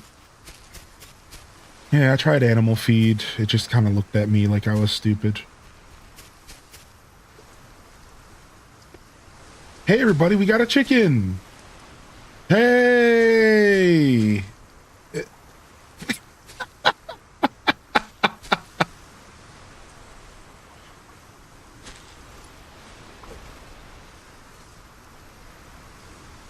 All right, I do have an idea, though, but it's going to take a while. So I guess we're just going to wait.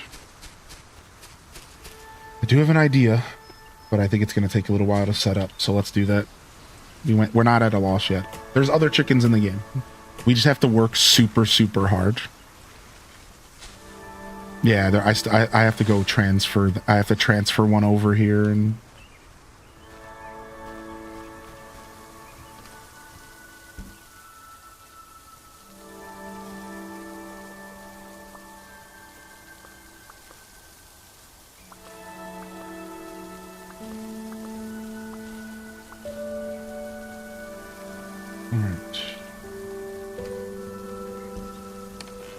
Don't feel like carrying that around.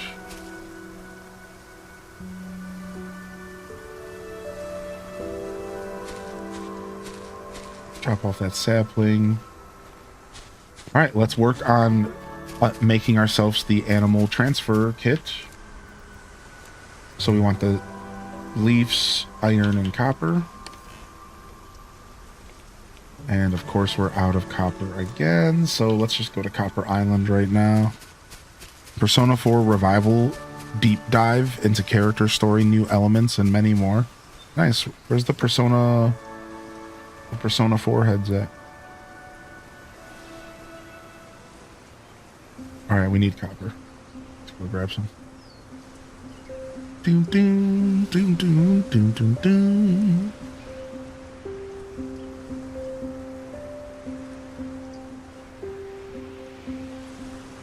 Yeah, exclamation point Minecraft if y'all ever want to play on the community server. I don't host it anymore myself, or it's not hosted anymore directly through my community, but it's a buddy of mine who has a nice little server going, I'm pretty sure. You guys can check out. Anybody's welcome to play. He's always looking for more supporters.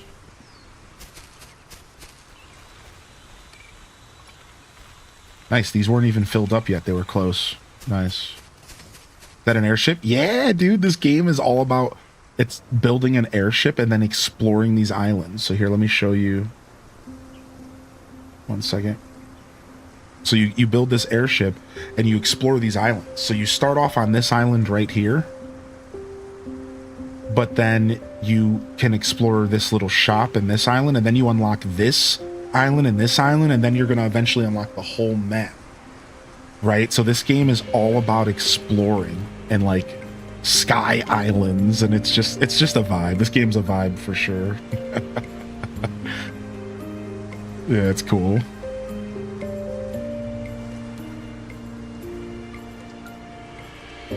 Where the heck's my... There it is. Yeah,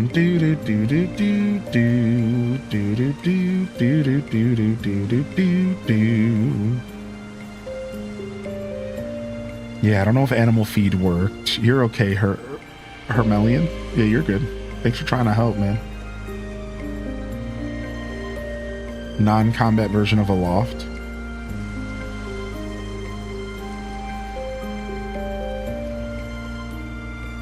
Alright, slow it down, bring it in. Slow it down, bring it in nice and slow. Nice and slow. Bring it in nice and slow. Alright. Now we get this copper cooked up. Geronimo! Get this copper cooked up.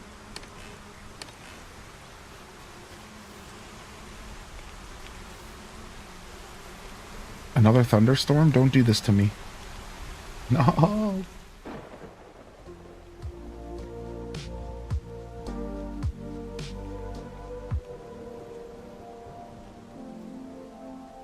Oh, nice. Balloon in the Twitch chat. We're ballooning. Alright, we have another stack of 16 copper. Let's get another wax briquette going. Oof, that one was spicy. That was a spicy meatball right there. That was a spicy meatball.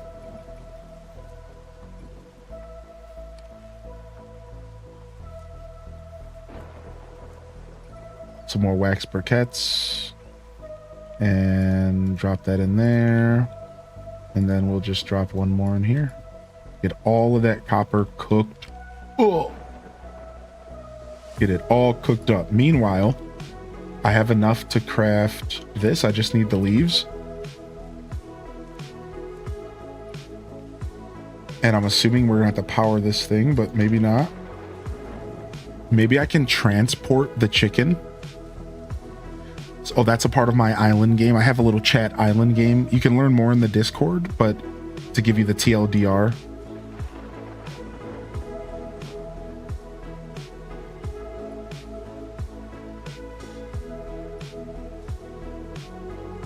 It's like a little island game that's like adjacent to Animal Crossing. It's like a text-based Animal Crossing.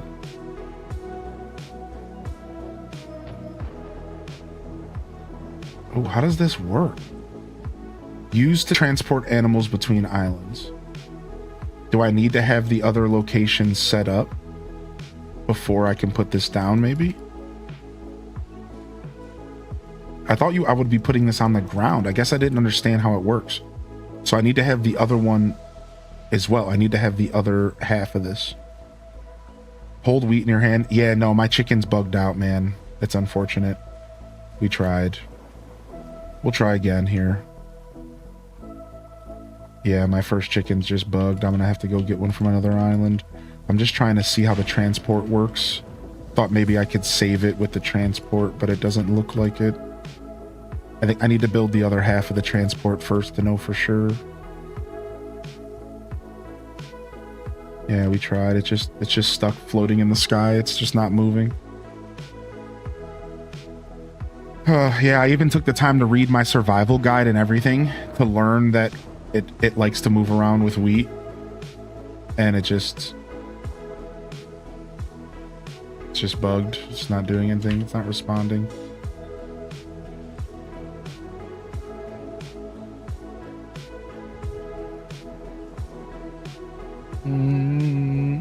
So I'm trying to see if I can transport it out of its bug state.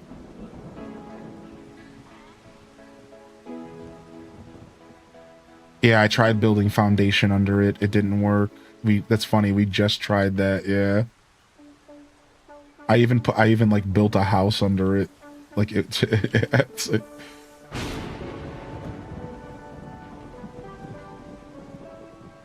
no, stop.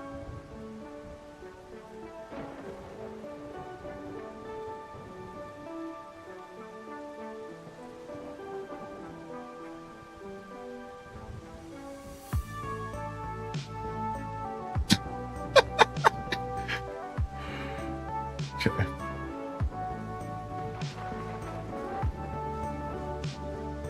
He's a trophy now. I have a plan. I'm gonna see if if I can transport him. I need to make a receiving. Copper, silicone, leaf.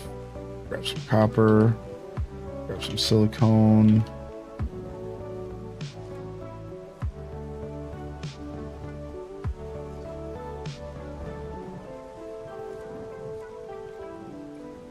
Let's see if we can receive them. And if this doesn't work, we'll try reloading the game. I didn't try that yet. All right, let's see. Oh, they sleep at nighttime. They just won't respond at nighttime at all. Well, it's not nighttime. It's just raining. So it doesn't matter. Yeah, it's not nighttime. So, yeah. So, it's bugged out anyways.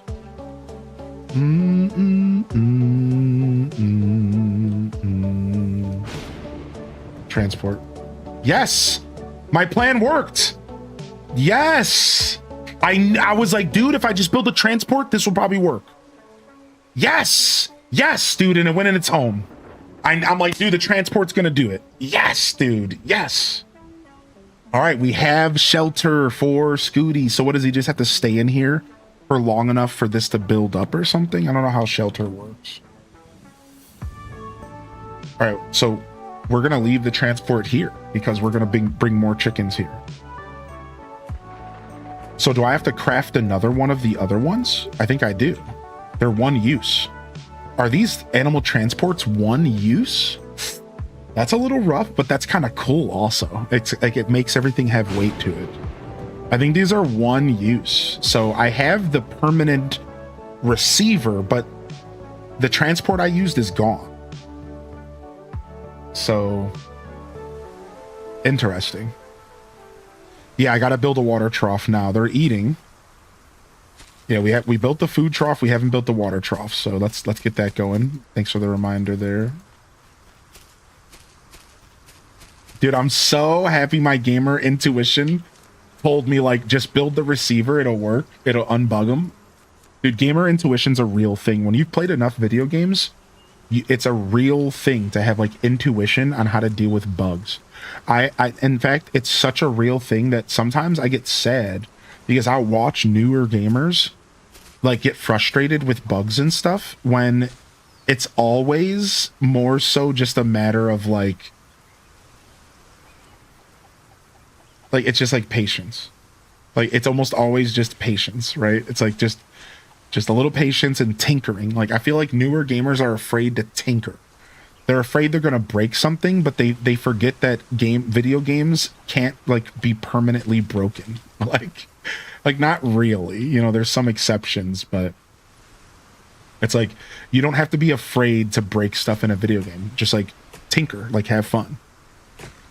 Like, that's what gaming's all about. Here's my rule. Here's my rule in life. My rule is that if you can't make mistakes and break stuff in a video game, then when can you? When can you? That's when that's when you're supposed to make issue. That's when you're supposed to have problems.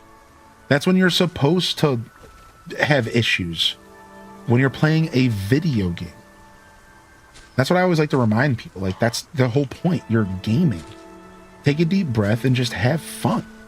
It doesn't matter. Like, you can break stuff. You can tinker. If you die a bunch, who cares? Like, you're supposed to fail when you play video games. Failing in gaming is a part of the whole thing.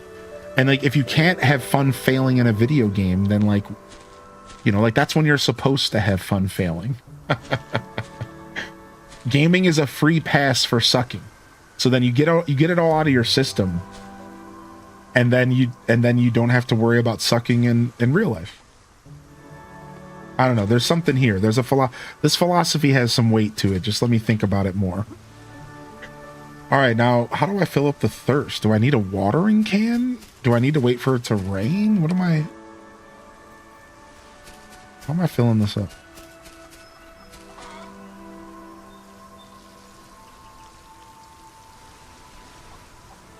All right, got your water, buddy. Nice, the watering can became useful again. I thought it was dead weight to me.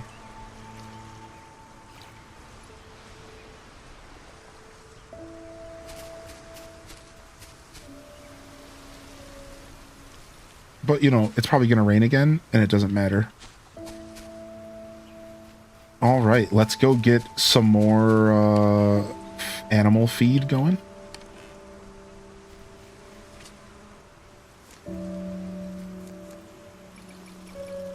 Five animal feed up. Our first chicken came home, chat. Thanks for everyone who was trying to help, by the way. Help me figure out, help me navigate this whole thing here. Right. And our farm being auto sprinklered, we're just constantly harvesting, aren't we? I feel like we're just harvesting machines.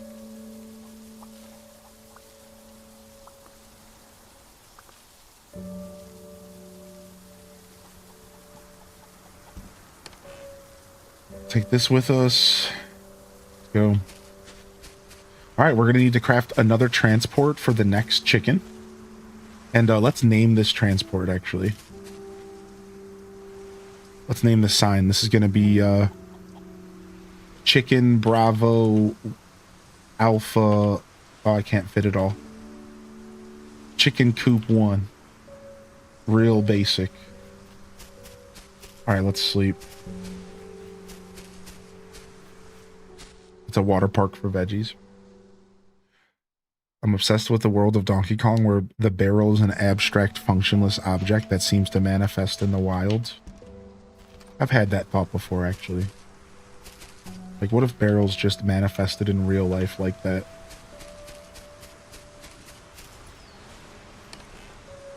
Apparently you can get chickens to breed, which I was not expecting this game to have breeding mechanics. I really thought that it was just a static amount of creatures in the world and that was it.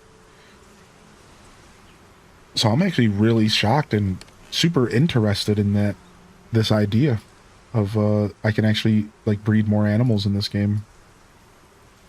Looks like we're gonna have to have a food chest. Let's just move all of our food to a food chest closer to that area because I don't need all this food on me. I'm like good. I'm overrun with watermelons. Can you just plant the sapling, please? All right. We are gonna need a new axe and a new pickaxe soon. We're good on wood. We're okay on stone. How are we doing copper? Copper's okay. Silicone. How are we doing? Oh, yeah. Oh, yeah, dude. Oh, yeah, dude. All right. We're good here, besides for the animal tag. We do want to name our chickens. And then we need one of these. So we need 15 leaves and 4 iron.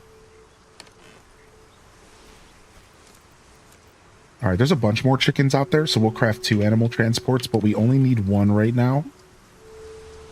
No, I guess, yeah. I guess I'll take both, because we could just go try to find the other two chickens. I think there's 2 chickens out there right now. I think there's 2 chickens out there waiting for me. I think so. So let's build another coop.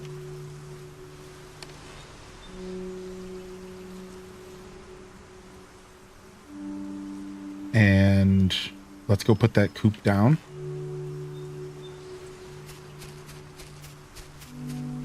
For some reason, you can't put the coops next to each other. It like messes with the game's logic or something.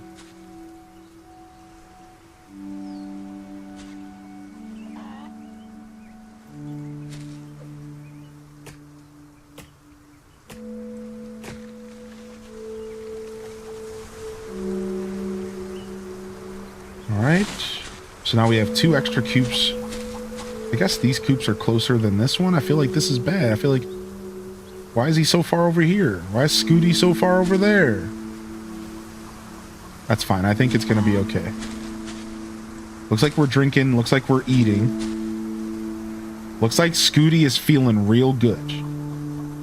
I don't know how you build shelter up, but it looks like everything is going up naturally. Do I need to build more coops for shelter, or do I need to build a house to put the coop in or something? Maybe the shelter's just going to go up naturally.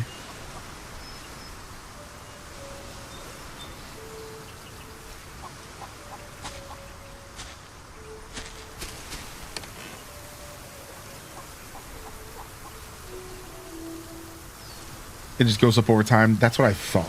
Yeah. Put a birdhouse next to it.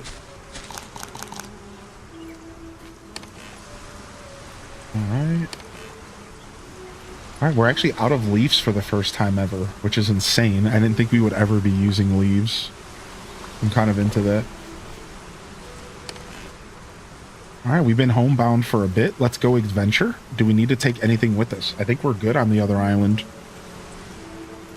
I think we're good. We could always bring some more cotton. Stick stones. We could use some more stones over there. I mean, we could just farm stones up anywhere. That's stupid. I think we're good on glass. I think we're good on paper. We'll bring a couple of these just in case we need them.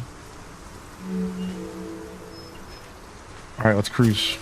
Let's go hit up all of our different like ores stuff, you know, like Sand Island and Copper Island.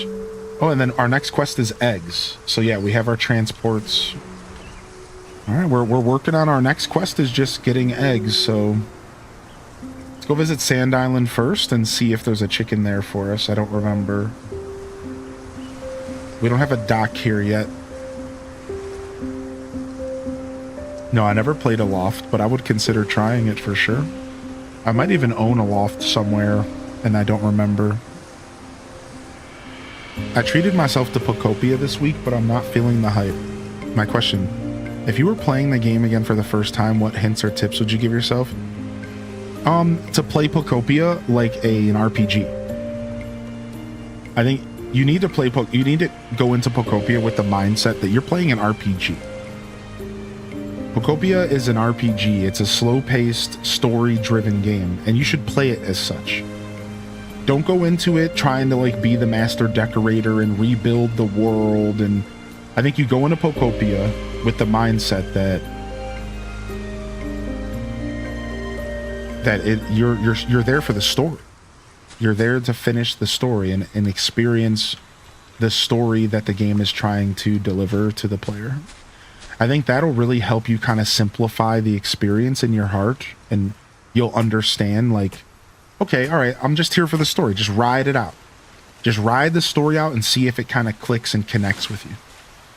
Try not to overthink decorating and stuff, because that stuff's gonna maybe not even feel as good as it could at first, because it doesn't feel amazing until you unlock more abilities.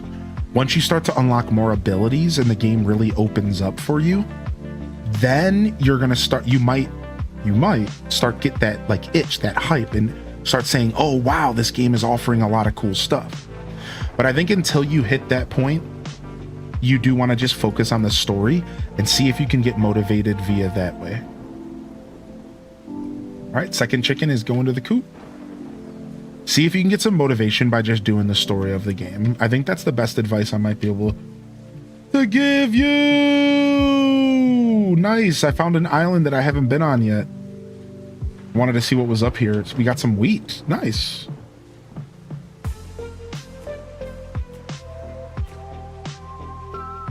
Oh, it's what you said as well, but just empathized it a little differently. I love that.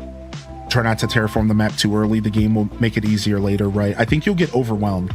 So I can't speak for you here, Chaos Queen, but let me tell you the people that I ran into during my stream and that I've discussed Pokopia with. And here's the general sentiment around the game. A lot of people got overwhelmed playing Pokopia. They got overwhelmed. There was too much stuff going on. They felt like they were getting ran ragged. They didn't know what to focus on. And the first couple hours of gameplay, a lot of people reported back feeling like overwhelmed, not feeling sure where to go and like what to do and what they should be focusing on. The game kind of throws a lot at you, and it's not afraid to it doesn't pull any punches. It's just like throws a ton at you, and that's where the first realization I had streaming the game was to help people along by telling them, slow down and maybe treat this game as like a story game. Don't go into it thinking Animal Crossing. Don't go into it thinking about designing. Go into that game just thinking about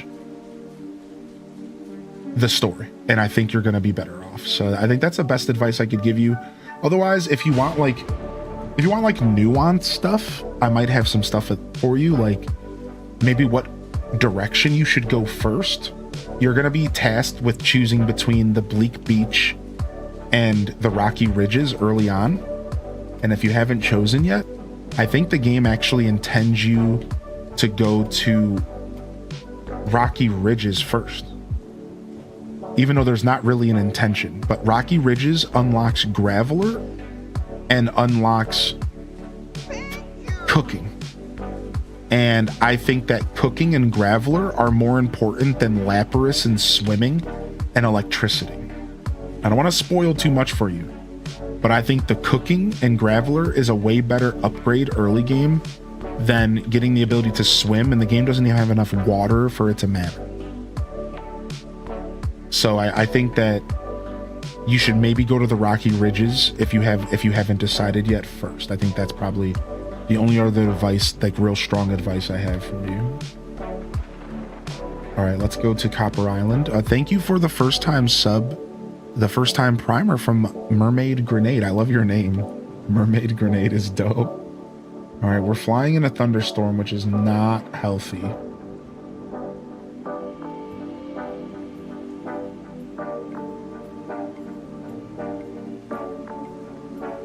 You did that the second time. Yeah, I think Rocky Ridges is the play.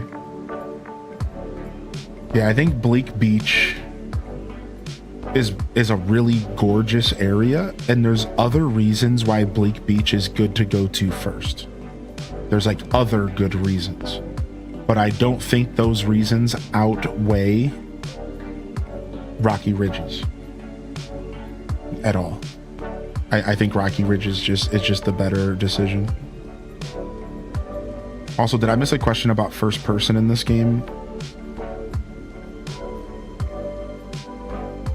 Yeah, going online and seeing other people's builds definitely doesn't help. Ooh. Going online and seeing other people's builds definitely does not help when you're playing a game like Pokopia. Yeah, that'll make you feel a little bit rough. I definitely understand that. There's some creative people out there. All right, let's head home. Let's go to home B here. Right across the way. We'll check out the silicone farm. We'll look for that last chicken, and then we're gonna go back to our main base. Opening Solar for the first time this morning. Your advice on Pokopia is incredible. I was so excited to get that game, and it's becoming way overwhelming. Yeah. I think focusing on the story in Pokopia, treat it like a story game, and don't feel bad if you never play it after the story's completed. Pokopia is not a forever game for every player. that's the big difference. I think Animal Crossing, for example, is the kind of game that maybe is a forever game for most players because that's how the game is designed. Pokopia, while being designed to be a forever game, I don't think it's a forever game for every player. I think some players are just destined to play Pokopia, finish the story, put it down, and move on. And there's nothing wrong with that. Don't guilt trip yourself into playing more Pokopia because it's supposed to be like Animal Crossing. Don't do that to yourself. I think that if you're struggling with Pokopia, just play it for the story, man, and love the story's beautiful. It made me cry. That's the thing. It's not even like you're getting the lesser experience. Anybody else? The story was fun, dude. It made me cry, dude. It was great. It was so cute and silly, and I'm a Gen 1 baby, so it hit me a little bit harder. I think as a Gen 1 baby, it hits a little harder, right? So yeah, I think Pokopia is a beautiful story game, dude. Don't even think about it as anything else until later. Think about it as a story game first. You know, I know, I think the Coaster here in the chat only played the story and turned it off. Cozy, do you have any comments on that? Like, do you feel like you were fulfilled? Oh, there's the chicken right there. Do you feel like you were fulfilled by just playing the story and being done? I think you were. I feel like I got that vibe from you when we talked about it. You were just like, yeah, this is good. I don't really need anything else. I feel like that's the vibe with Pokopia. Some people, like myself, are gonna play it all day, every day, and decorate and turn it into a mini Animal Crossing with Pokemon characters. And I think that some of us are not destined for that. I think some of us are destined to play it, do the story, put it down, you're done. And that's you're still gonna get your money's worth. You're still gonna get 50 hours of content, maybe 30 if you rush, and that's worth it. You were trying to complete all the things and finish all the areas. Yeah, that's the big problem. That game has so much. You get overwhelmed, you get burnt out. Yeah, then they're dropping the DLC soon, right? It's a psychological curse that I stop playing games when I hit credits. I'm the same way you are. Yep. I can barely keep playing a game after I see credits. I have to really push myself. And you have me who can't afford it since Switch 2 is too expensive, which sucks. Hopefully you're managing to find some games to play despite that unfortunate barrier. Man, the price tag is a barrier to say the least. And I hope you're doing well tonight. Thank you, Renee. I did miss that comment. I know it's been an hour, but if you're still zooming out there, I'm having a little bit of a quiet brain day and a tired day, but I still wanted to show up. Same, Flower Child. I can't find the energy to play ZA after credits. Same. And I want to do so much more ZA, but every time I think about it, I'm like, I'll get back to it. I'm going to get back to it. But dang it, what a call out, dude. I know, man. Oh, so sad. I wanted to play more ZA, but I just don't have the gumption to do it right now. Yo, thanks for the lurk. Yeah, I'm having a low spoons day as well. So thanks for tuning in. You know, I told y'all about 6 months ago that I realized that showing up when I say I'm going to be here is maybe one of the most important things I can do as a creator for all of you. And, you know, like, I meant that. Like, I feel strongly that, like, the least I can do is show up when I say I can. Sometimes you got to take a impromptu day off, and I think everyone respects that. The point that I'm trying to make is today's one of those days, and I've been really showing that to all you through actions. That today's one of those days where, you know, I could have easily a year ago, 2 years ago, I would have been like, I'm just going to take the day off. I don't think I should be interacting with people. But I'm realizing that it's not just people here. You know, a lot of people that are tuning into this stream are like, you know, on the verge, on that level of like family where you don't care if I'm having a rough day. And that's special. And I really appreciate that. So it's nice to just show up and just be here, even if I'm like tired and like half asleep, like whatever. Hang out for a couple hours and, you know, a little bit of low spoons, and then I'll just wrap it up and we'll try to do a fuller day tomorrow. You know what I mean? But point is I'm just happy to be here for however long we hang out, and just appreciate y'all. Thank you.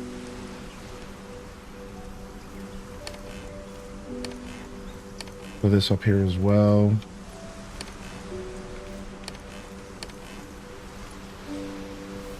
All right, do we have any more wax? We do.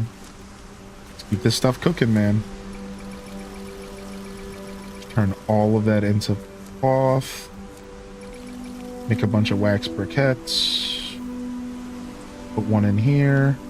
Go up in that sand, baby. Put one in here. Put one in here. And let's go grab some iron really quick. I don't know how long I'm streaming today, but I will be here for almost probably like all week next week. And 8 a.m. most days. So if I don't see you around later today, because today's a little bit of a lighter day for me, I'll see you around soon though, man. Thanks for the support, and it's nice meeting you. I generally stream for 6 to 8 hours. That's like my rule of thumb here. So like most of it, you're going to get a solid 6 to 8 most streams. So that's what you can look forward to here at my broadcast.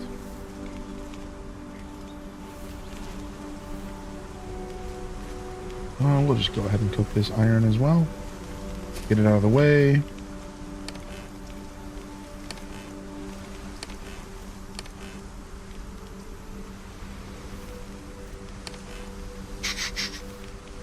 All right. We're back to stacking wood up again, which is real dope. We have a bunch of saplings we got to deal with. Yo, yo. Happy Sunday, Hylian. Beard looking good. Hey, thanks, dude. Oh, nice. We have some copper on us. I didn't realize. Let's just drop this in here. Yo, yo. Beard looking good. Thank you. Thanks, Maddie Senju. I literally didn't even take a shower, so that's always nice. Thanks for the compliment. Today's my scrubbiest day of the week. Got the Switch 2 edition for Xenoblade Chronicles. Then I farmed endgame materials for a certain really annoying quest before starting New Game Plus, because after that quest, if you actually ever played to completion once, but I have to say, you've only ever done it once, even I can see a night and day difference. Everything is so much more crisp and detailed. That's a beautiful little review, because I wasn't sure how those Xenoblade 2 Chronicle updates were hitting. So that's awesome.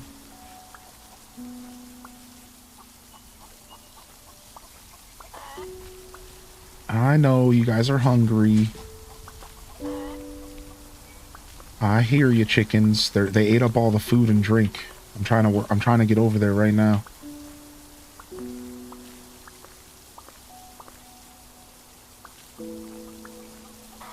Gotta get into the farm here. Be cool if there was like a way to maybe automatically farm crops. There might be later, but that would be sick. Some kind of auto harvest. You know we love a good auto harvest. All right, I got 2 seeds that need to be planted, 3. So we got to go grab and bring our hoe over here. But let's grab some wheat. Get some food going. Grab this. Grab our hoe. Grab a butt ton of animal feed.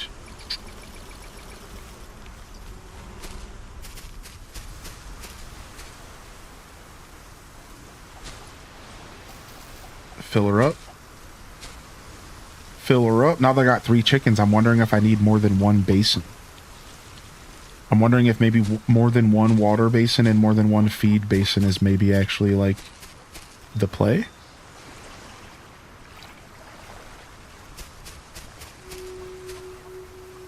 Or how are you doing? Pipsy? Pipsy the chicken. Giggles. And then Scooty is maxed out, level 10. Sick. Our first 2 eggs. 1 more egg, dude. No, 4 more eggs. Dope. All right, eat up. Eat up, little Pipsy and Shitty and Giggles and whatever the hell your name is. Shitbag and Pixels and whatever the hell the game auto-named you.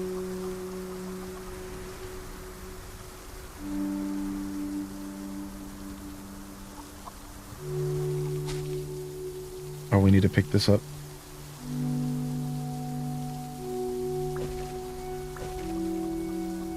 And hoe up that ground.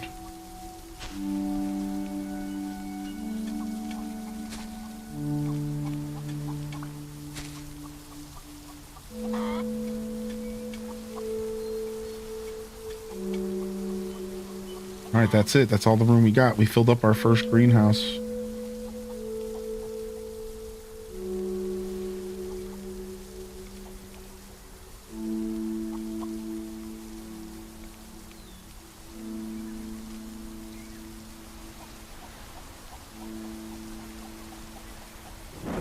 Oh, thunderstorm.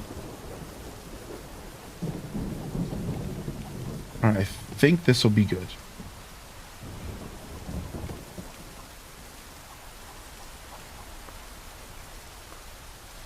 I think everything here should get watered. Let's check. Yeah. All right. Oh shoot, we're gonna get jump scared. Oh, I caught it. Nice, I caught it, dude. I smelt it happening. I'm like, wait a second. We're about to get jump scared. Put that tree right there. Dude, we have so many watermelons. It's insane. I might have to stop harvesting them. I don't know what to do with all of them.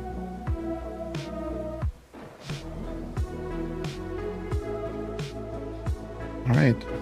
No, I think I'm gonna make another feed bin so I don't have to think about it. Yeah, I don't know why I'm hesitating. Let's just make another feeding trough. 5 iron, easy.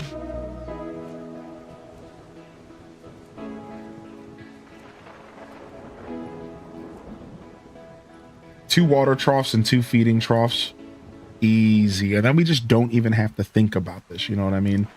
I'm realizing that's like the goal for this game, is like it's the kind of automation where, you know, if you're asking yourself like, should I make something twice? It's like, yeah, just do it, because you don't want to be thinking about this stuff too much. You know, just go for it. I'm assuming the rain's gonna fill up the water basin automatically, but yep, that's a nice little feature. All right. We got 3 chickens. We went from none to 3. We went from none to 3, chat. Yeah, Xenoblade Chronicles X wasn't reviewed well. I think it got rushed out of the door. Data miners found a 60 FPS setting. Yeah, which made the demand high. I do remember all that little controversy around it. Yeah, I remember. Yeah, thank you, man. Thanks for your insight. I know, Zwadar. Like, why won't they let me put stuff next to each other? Isn't that mega? I'm not the only one that's frustrated by that. I'm really happy you said something. It's like, let me put these buildings next to each other. Gosh darn it. I think it might have something to do with just like the coding and like making sure that animals are pathing properly. It's probably like a pathing thing. So like I don't mind. It's not that big of a deal, but it's funny, right? I'm really happy you said something. It's like, dude, let me put these animals next to each other. Gosh. All right, dude, we're about to be able to unlock the next era with the chickens. The chickens are going to give us an airship upgrade, y'all. 3 more eggs and we get an airship upgrade. We're going to be able to go here, here, and here, I bet. I bet we're going to get access to 3 more islands, which will give us cobalt, which is awesome. I'm super excited about that. So a new island on the horizon here. Bum, bum, bum, bum, bum, bum. All right, fill up our materials. And while we're waiting for our chickens, let's go ahead and take care of our house a little bit. We took a break from decorating our house and stuff because we didn't have. I wanted to go like do other things in the game. Let's go see if we can get any upgrades for our pad. Let's build another solar panel for the house. We're doing pure solar energy for the house here. So we just need iron, copper, glass. So another solar panel for the pad will be a nice little upgrade here. And then otherwise, what other upgrades do we want for the pad? Maybe a network display would be nice. 1 copper, 1 iron, 1 glass. I don't think I have a network display over there. And then, oh, the advanced dock. Let's build an advanced dock. So we're going to go ahead and pick this dock up and move it and then rebuild it. Let's do that. Demolish. Oh, wow, my airship just sits there. That's kind of scary. I didn't think about that. All right, let's go ahead and get another solar panel on the roof, which is going to require a temporary ladder here.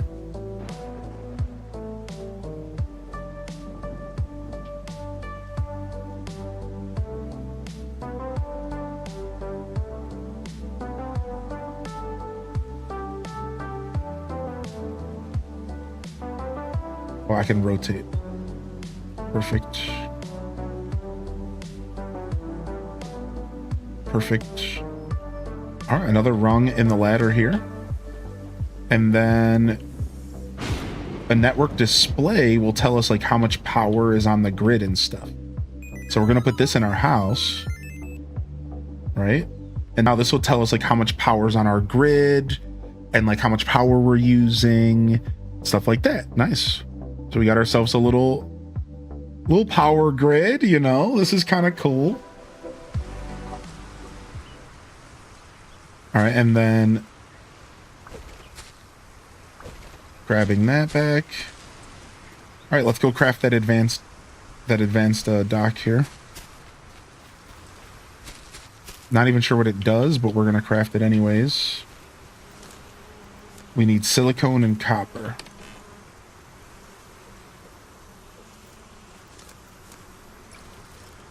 All right. As our silicone reserves are feeling real good. Same thing with copper. We're still sitting pretty on resources. All right, an advanced dock is going down. Can't build on airship, so I'm gonna have to move my dock because the airship. Retrieve airship.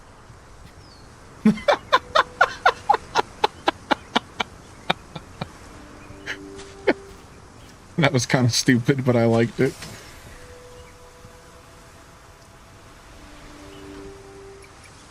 Yeah, I don't understand what the advanced dock does. It just says something about faster retrieval, maybe? Maybe it makes the retrieval process faster. All right, let's go take care of our chickens, man. Yeah, thanks for the follows coming in today. And YouTube, again, good morning. Thanks for supporting the show over on YouTube. I've seen some likes. I've seen a sub or two. Thank you. Yeah, Knicks took the win. Cleveland's crying in the club. All right, how we doing, chickies? You guys are eating and drinking and pooping and farting?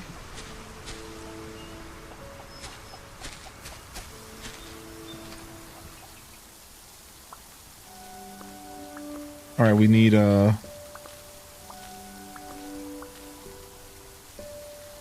Huh, did I miss a seed here? I did.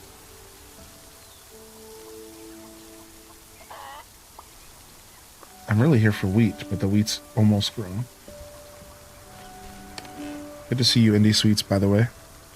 Definitely an interesting example of gamers not appreciating the work that devs put into this stuff, which happens pretty often on Forge, yeah? Gamers being gamers. All right, 3 more eggs coming up. Why don't we take the time to name our chickens? What is it? What do we need to name our chickens? Just cloth, easy.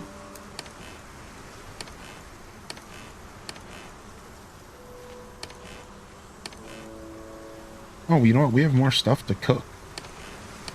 Let's get this stuff cooked. What are we doing? Didn't even realize.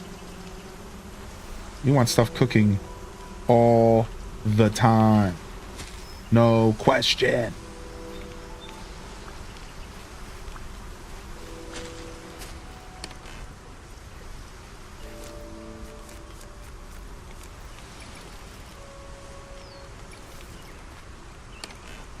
all the time. That's just one of those games where you just want to keep stuff processing constantly. You don't have to. You don't have to play the game like min-max, so you can just relax. That's the beauty of this game. You really can just chip. But, you know, I'm a little bit of a min-maxer at times. Alright. Did I put the cloth away on accident? I did. Alright, we need 3 name tags. Alright, who's gonna be named after my chalks, my chonkies? I got 3 name tags. I think we gotta name the stinkiest one after Cozyology, but then everything else is up for grabs.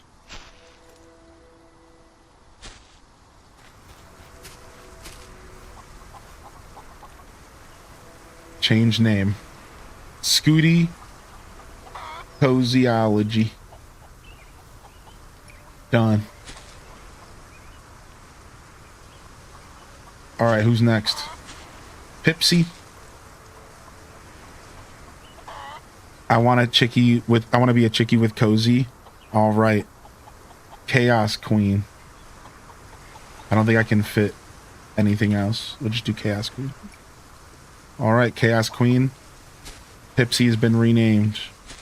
Alright, Beth Chew.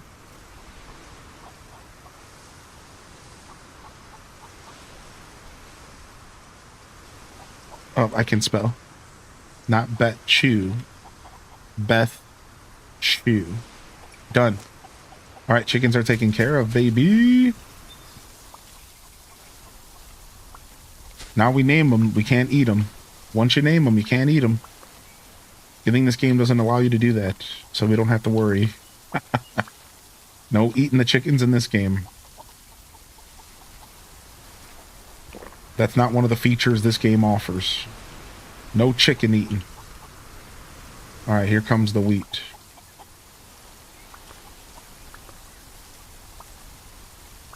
The wheat's important because I need animal fodder. So now I actually do have to pay attention to my wheat growth cycles a little bit.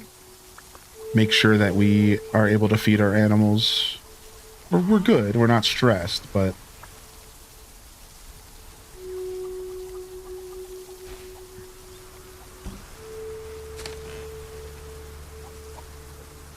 it would be important to make sure we have some extra animal feed sitting around.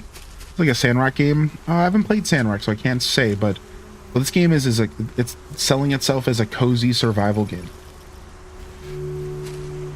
So it's selling itself as a cozy survival game, and it does a really good job at being that. It's cozy, but you need to survive like you're living off the land. So you have to learn how to live off the land and learn how to survive, but it's cozy in the sense that there's no real peril. You're not like threatened by death at any real point or anything like that. Like you're chilling, you're relaxing, you're enjoying the sights, and you're just figuring out how to live in a new world. The Solarpunk world. Like we built ourselves a front porch. Alright, we need some furniture. Alright, so first off, we need a crafting table for up here.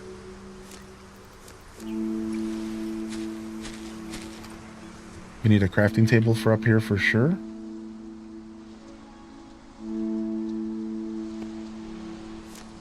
And then I'd also like to make a research station. Just go grab a cloth.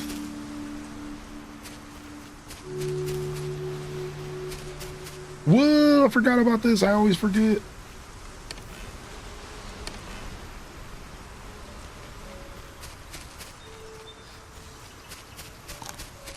Yeah, switching Steam. I'm playing on Steam, but it does have full controller support, so Steam Deck should be a viable option on how to play the game. All right, another research station. We're gonna put that bad boy here next to the bed. No. Let's put it right here.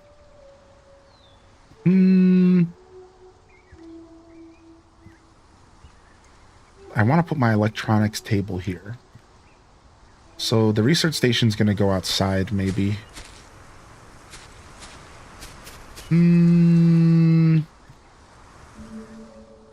Maybe we do our research in the sunroom. Do we want to mix work and play though? The sunroom's supposed to be the relaxation room. So let's move our bed. Yes. Yes. Now we're talking. This will be the research station over here.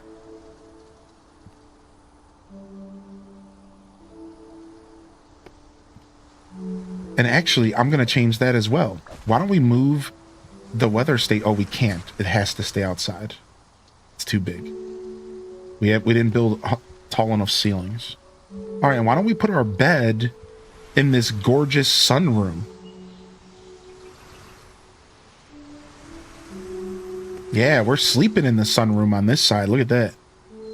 Yeah. That's the play. Now this is our workroom. All right, so let's do some research on like some decoration stuff. Storage shelves would be a good place to start. Let's go. I have wood back at the base. Yeah, what's up, Jessica? Whoa. All right, let's just bring all of our wood with us. All right, let's start off with some shelves. Get ourselves some real storage. We can start moving like a long-lasting storage up here. All right, storage shelves have been unlocked.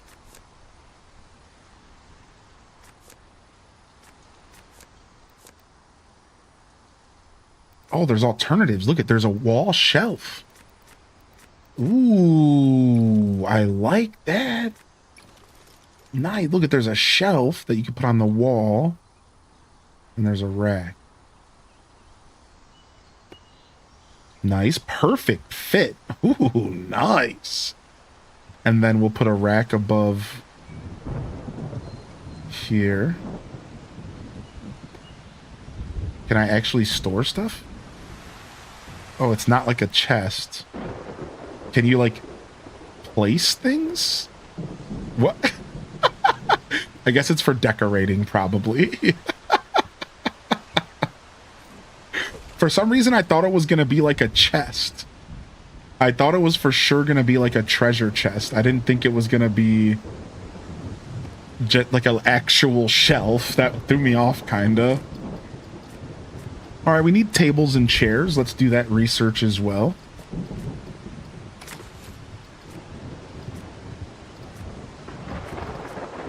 Oh, there's decorated shelves. Maybe we should have did this first.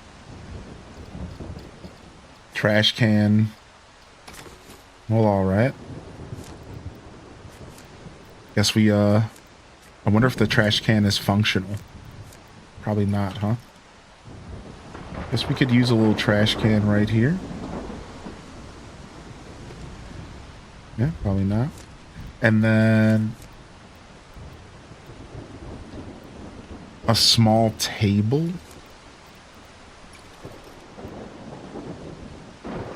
I'm thinking like a table or a couch or something in here is what I'm gonna do.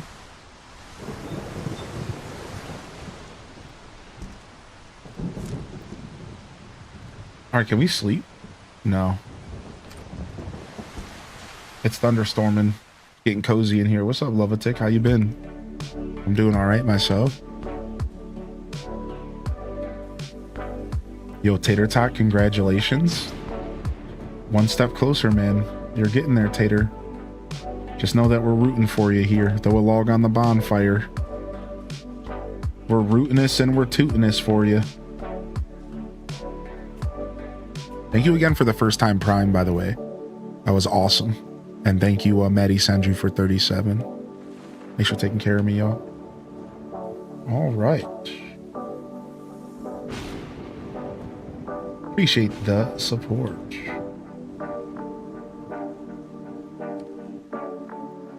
All right, I think we're ready to... I think we have eggs. Oh, lag. We have eggs. 6 eggs acquired. Let's go. How you doing, Beth Chew the chicken? You're almost maxed out. How you doing, Chaos Queen? You're sleeping? How you doing, Cozy? You stinking? Oh, dang. I better stop giving Cozy a hard time today. They're gonna kick my butt. They're not even in the chat, and I'm just talking smack.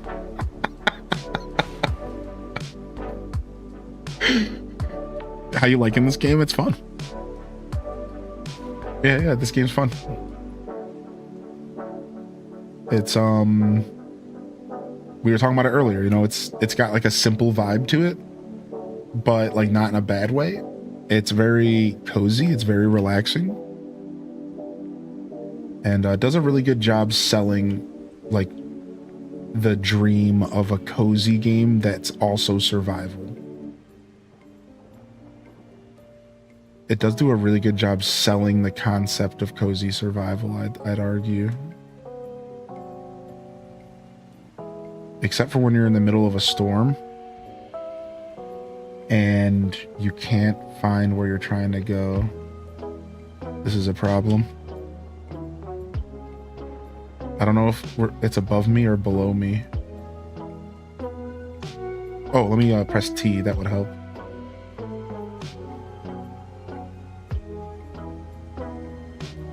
Dang, usually I can see where I'm trying to go. Usually I can like I think it's high up. I think I'm below it or something. Yeah, usually I can see it when I pull up. I'm afraid that it's like above me. And I'm gonna crash and pop my balloon.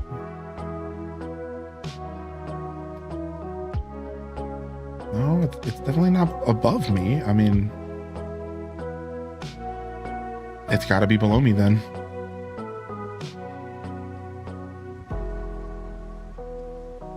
Full release, which is always nice. Full release game.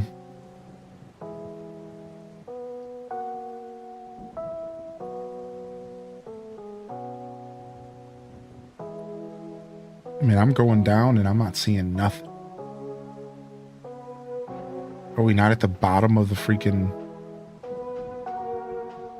map yet? How high up were we?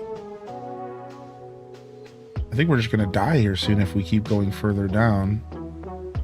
All right, we just need to go home. We just obviously can't beat the storm, so just leave. We just gotta leave.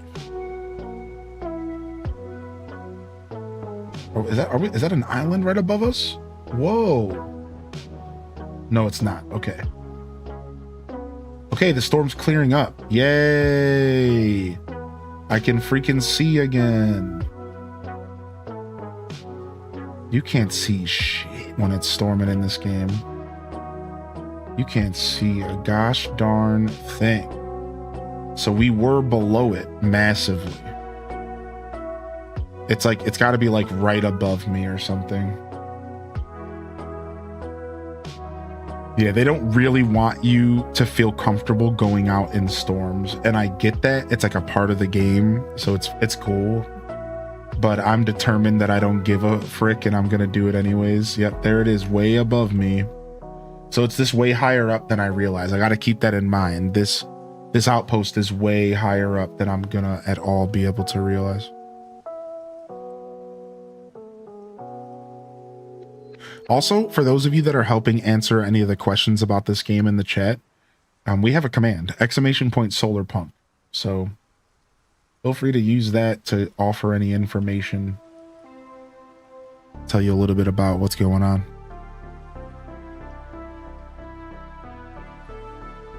All right, how long is this going to take me to ascend? What's happening? I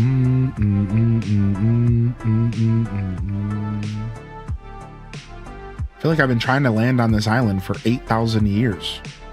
I'm losing patience fast. Now I'm 5 kilometers above it. Like, jeez.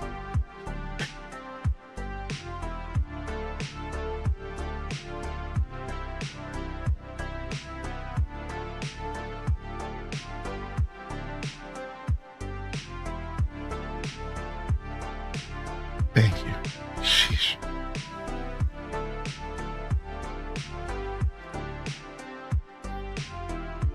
Airship upgrade.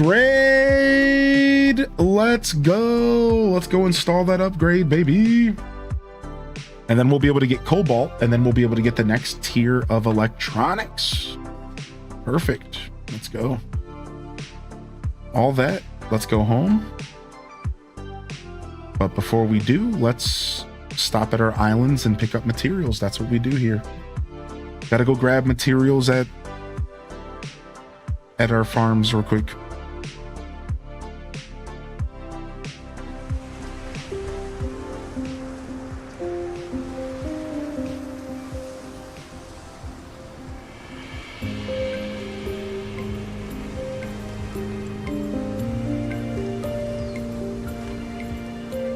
Oh, I hate when it stops in the air. It's like, that doesn't help me at all. It just shouldn't even let you stop the ship in the air if it's not. Because you can't jump up to it. It doesn't work that way.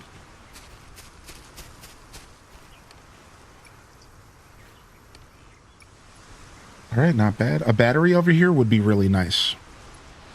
So that it would just keep drilling. It's not actually filling up. Because the sun's not staying out long enough or whatever. That's the worst, is that when you go from a storm to nighttime in this game, you basically get no visibility. It's like, all right, it went from a storm to nighttime, so basically I can't see anything still. I went from I can't see to I can't see.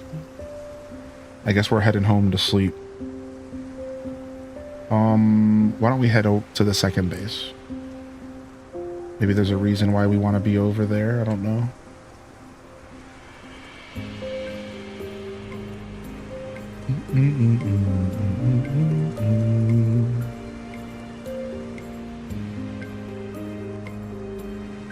Schoolwork lurking, nice.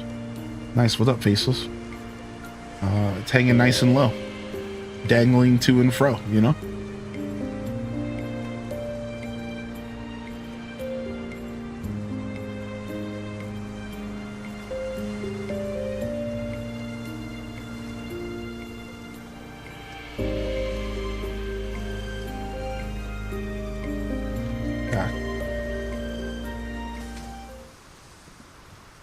All right. Upgrade! Yes! We got the 3 islands, I thought.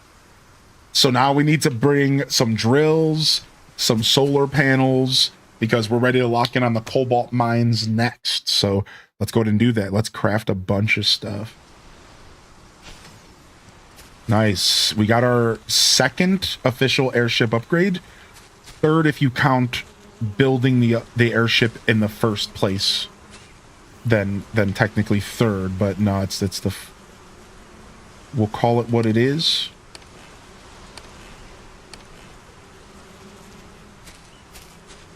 It is the 2nd upgrade. All right, grab some cloth. You have to remember to bring some more cloth here. Let's just make all the wax briquettes we can.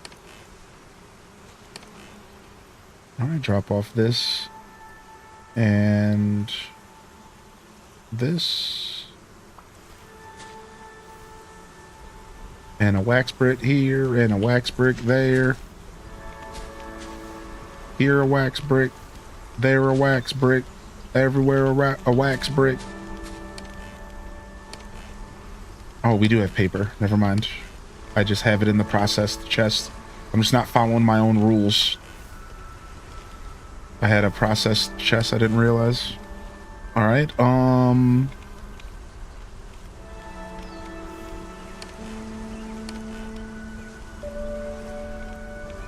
and what do we need to craft that stuff? We need 2 solar panels. Okay. Grab this. Grab all of this. We might as well start off with cobalt, doing a double drill setup. Why not, right? 2, 3, 4. And then we just need enough iron for 2 drills, which we got to be close. Got it. We did it. Wow. All of that farming is gone in one breath. But we look at that, like, all of the farming for materials I did that I stashed here, I just used up in one blink. But I was able to get a full automated double drill setup for cobalt mines that we don't even have yet. Like, we're gonna go unlock them now. So like, that's beautiful. Like, that's what you want in these types of games. Like, all of your hard work just instantly pays off while you have more cooking. That's beautiful. All right. You want all your materials actually mattered, which is great. Okay, I don't really need sticks. I can pick up this. Okay, let's just go straight to the new islands. I'm assuming cobalt's going to be on a big island, but I could be wrong. So looks like we have to go pretty far to explore these new islands. Let's save the big one for later. Looks like we need carrots next. Let's go to the small one that's directly north of us. And now that we're getting so much space, we're going to need another dock. I'm actually thinking about taking my dock from here and moving it out here. So we have like another place to kind of live. But no, let's not do that for now. All right, to the north. It would be nice if this game had some sort of compass. And maybe you unlock that later, but just to throw out some feedback to the devs, some kind of compass and being able to aim north would be nice. Maybe it's intended not to have that right away. Like, the game didn't have a map right away. I had to craft the map in order to use the map. I forgot to bring cables. Oh, what a good call out. Thank you. Now, there could be some chests there with cables if I wanted to risk it, but that's not worth the risk. Thank you so much for calling out the cables. I would have forgot. Now, we don't even know if the cobalt farm is on this island, to be fair, but still, gotta bring cables.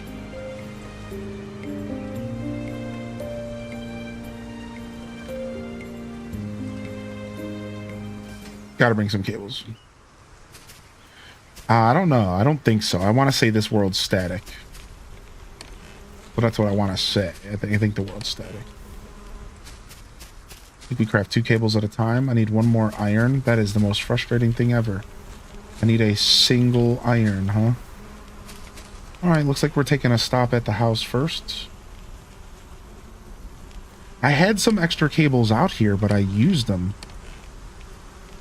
Alright, so for now, just so we don't have to go back, we're going to just steal some cables from here. Because we don't need all this silicone at the moment. Oh, you know what? We could steal a cable from here. Perfect.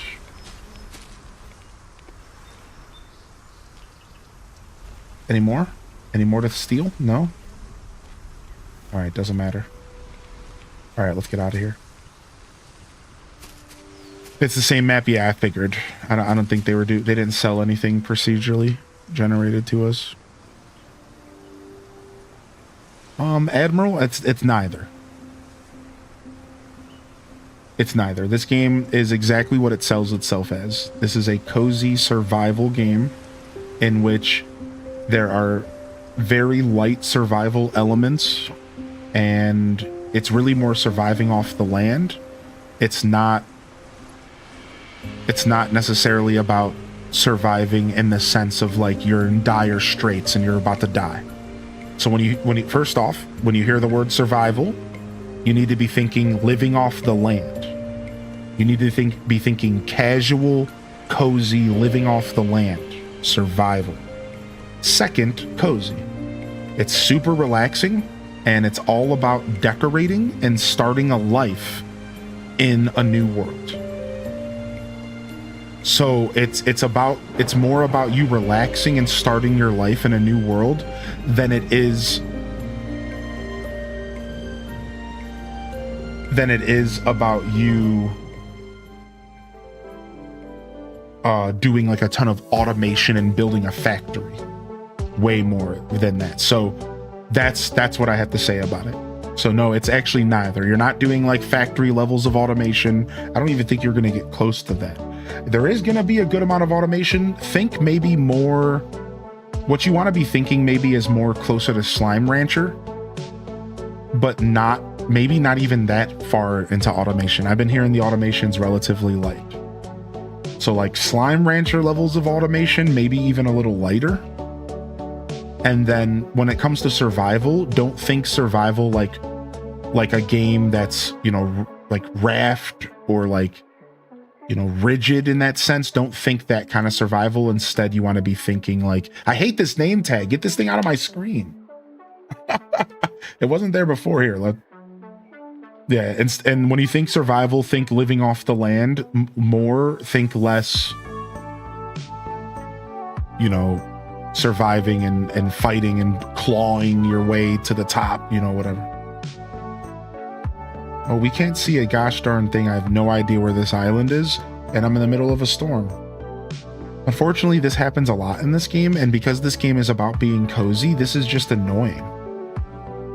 That's like the only unfortunate thing that this game is doing, is it's trying so hard to blend genres that like constantly dealing with storms is just boring to me now. Like I'm not having fun with this. It's like, dude, it's storming. It's literally thunderstorming every fucking day in the game. I can't do anything. I just want to play the game. The thunderstorms don't even do anything. So why are they so relevant? Like, I'm trying to just play the game. You don't need to have thunderstorms every 5 seconds. It's just not fun. That's the problem. You trying to do cozy and survival is a weird blend, because you're at one hand, you're telling my brain that there's going to be mechanics that matter, but then you put these mechanics in the game and they don't matter, like at all. So it's like you have to pick one. You can't like really, you can't half step too much. Like you need to pick one. You need to either make the systems matter or make the systems not annoying. You cannot do both. You can't have annoying systems that don't matter in a game.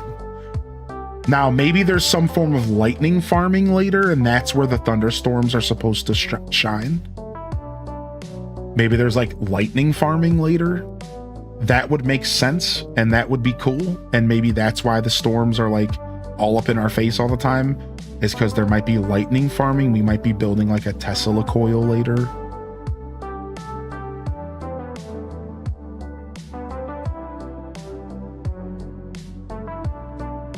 But that's the only justification for these obnoxious thunderstorms, dude.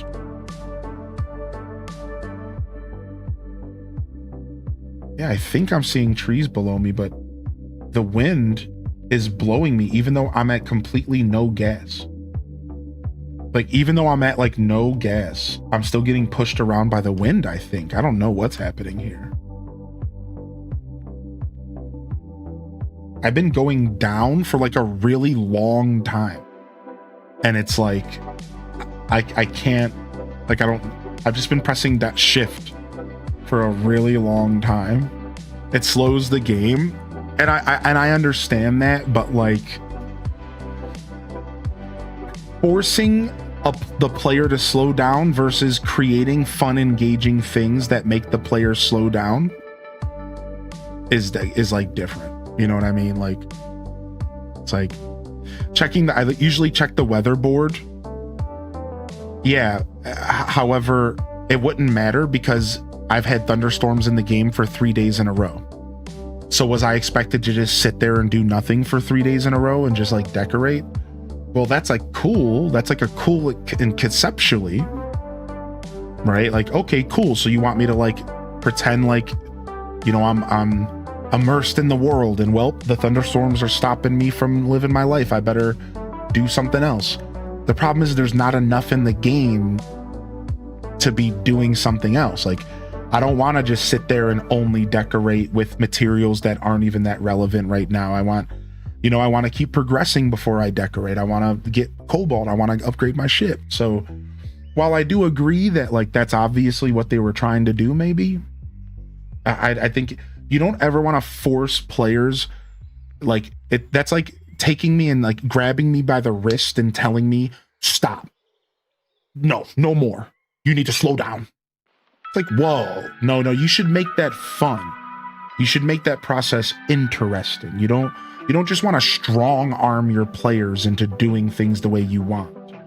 Oh, wow. I finally found trees. Wow. Look at that. I've been holding shift the whole time I was ranting. I was holding shift the whole time I was ranting, and I finally came down to the island. And then the storm clears up. Okay, game. All right. Okay, cool. Thanks.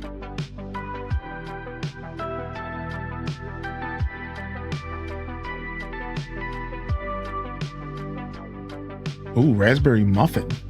Ooh, and 5 cobalt right out the gate. Let's go.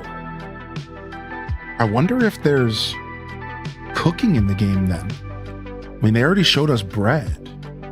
That's interesting. Soft muffins with juicy raspberry bits. I was not expecting cooking to be in the game. 10 minutes of less hunger.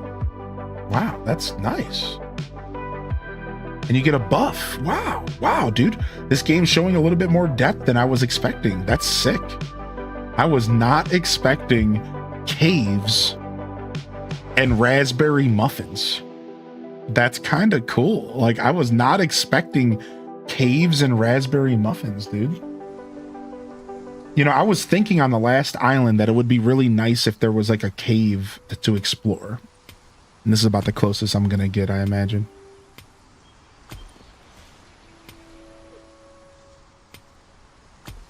Yeah, and just to be clear, because it felt like there was a little bit of defensiveness in that conversation, like, I'm not like talking down on the game. You know, when I'm just sharing my opinion on my personal experience. If you're enjoying the game and you disagree with something I'm saying, please don't ever take it as me like, I'm not like trying to like ruin your fun, or I'm not trying to make the game sound worse than it is. I'm just sharing my experience. I've been gaming my whole life. So I know when something feels right and I know when something feels wrong. And I can speak, you know, almost in a sense with an authority on this subject. I've played a lot of games. So it's less that I'm trying to be harsh and more that I'm trying to give constructive criticism.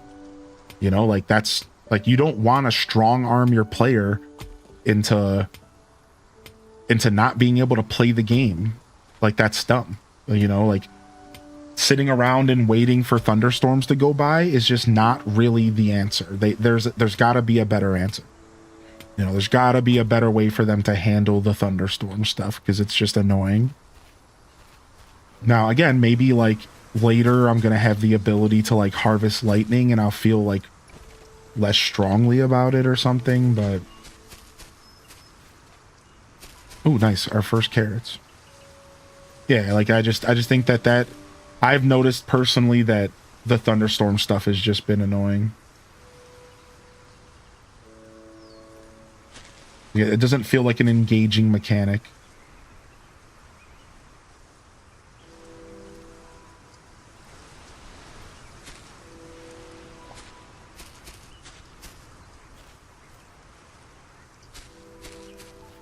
I wonder if I'm going to be lucky enough to find the cobalt mine here. What's up, Dread Captain?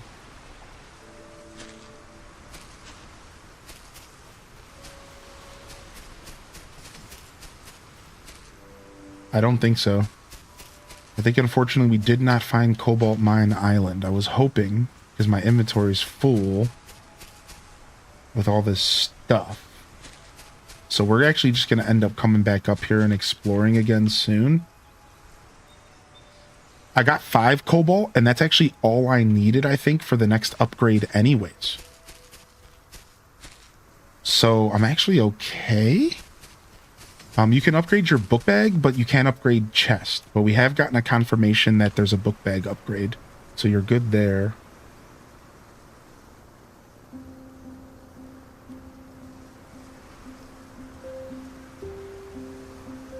All right, so let's head back home.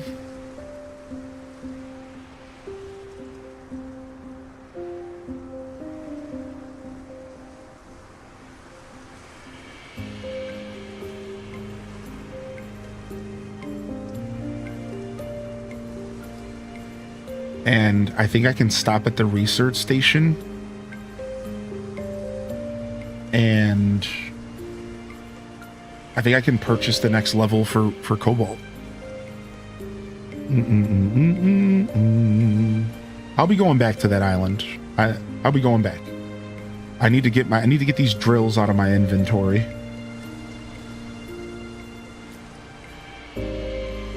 Yeah, I'm hoping to find the cobalt mine first before I do anything.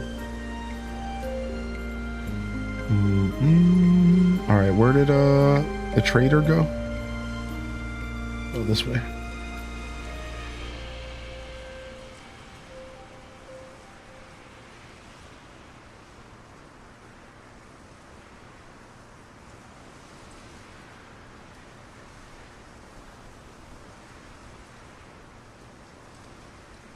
All right, and then we have another tiny island over here to go explore, which we'll run over there, see if we can find the cobalt mine. We'll be exploring these islands more than once. That's usually how it goes because of there's all these chests. I always go prepared with a bunch of stuff, and then it's like, well, here's a chest with 8 things, and you needed 2 of them for your project. It's like, oh, well, what am I going to do? Like, as I guessed, like, I didn't actually need to bring batteries because we had batteries, so. Filling up my inventory with these chests. All right, so now we got the lights pack, which is sick. The post box, where goods can be sent to the merchant in exchange for vending machine tickets. What is this, a whole new system unlocked? Transport drone that transports resources? Yes! Yes, I'm going to be able to move resources around. And then we're finally getting wind power. We're finally getting wind power. All right. So we're not just going to be depending on daytime electronics. So it looks like carrots, then sunflowers, then cobalt is our next strain here. So we definitely want to find the cobalt mines. We have our first 2 carrots, but my greenhouse isn't big enough for all these crops. So unfortunately, I might have to, like, make another greenhouse, like a separate one or something.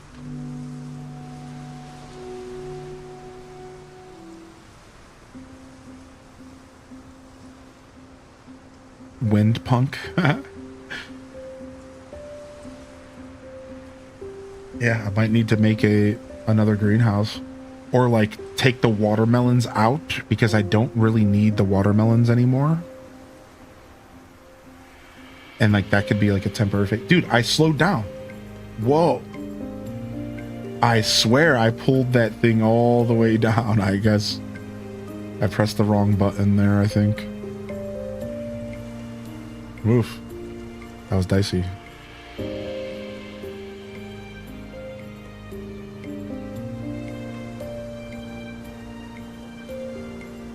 We're coming in hot. I think this dock allows us to dock our ship from further away or something, somebody said. All right, let's sleep.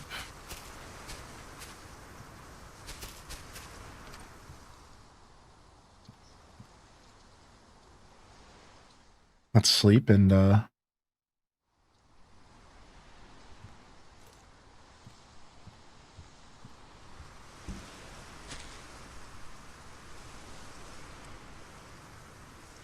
so I guess we have another thunderstorm tonight,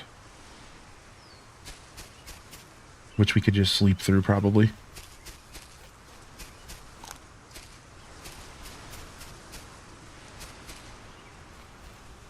If you power the dock, you can boost towards it.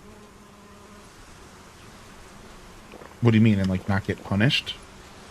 I didn't realize it wanted power. What? I would have to string power this way. I bet you it takes a lot of power, though.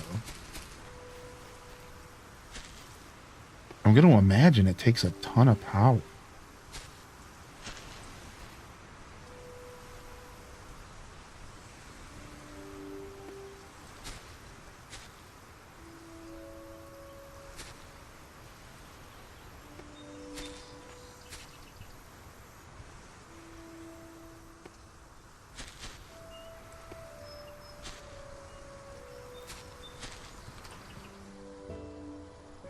$100. It's actually not bad. I thought it would be like the energy furnace and be like just way out of my league. It's actually not bad at all. We can afford it with this house. Nice. Just 2 solis. Now that looks messy as heck, so we'll have to fix this later, but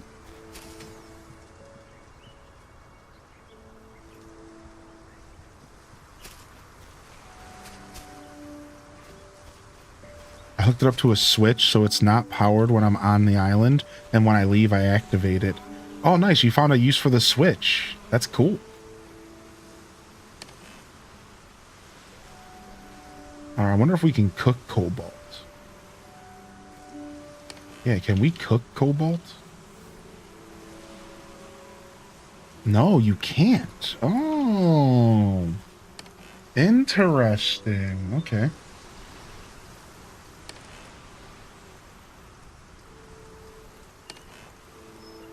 Drop all this stuff off.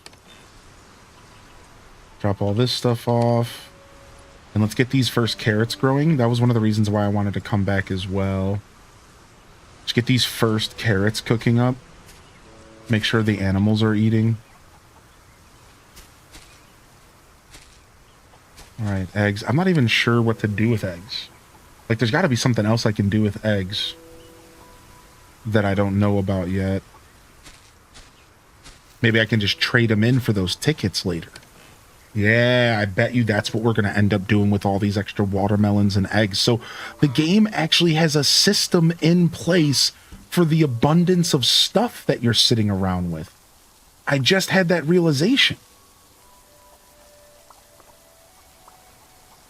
Yeah, because that's going to be for the vending machine tickets that I don't know how useful they're going to be, but seems like they kind of considered the fact that you're going to be sitting on 500 stacks of watermelons at some point.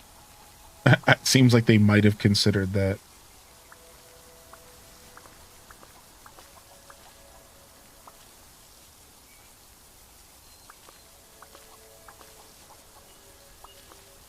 The copper's been nice because I've been using the copper actually.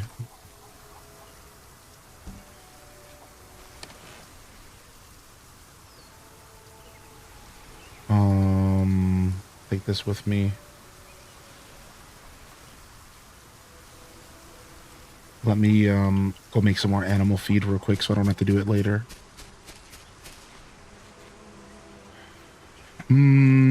Yeah, I knew I could activate the vending machine. Yeah, I'm just not in a rush to do it. I thought it might have taken 5 cobalt and I only had 4, so I wasn't sure, but I didn't even bother looking because I just don't care. I'm going to go back there soon. But yeah, I thought about it as I was leaving. Yeah, I think it's 5 cobalt. I only have 4, so I gotta go get another one, I think. Because the research center was 1. I think the vending machine was 5. It might have been 4, though. But yeah. What's up, Prog? How you been, dude?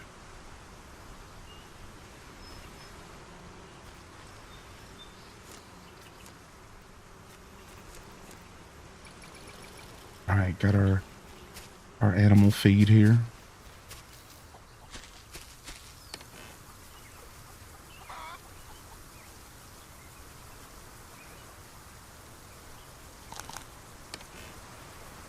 All right, made a ton of progress today. Weirdly enough, we randomly got our animals going.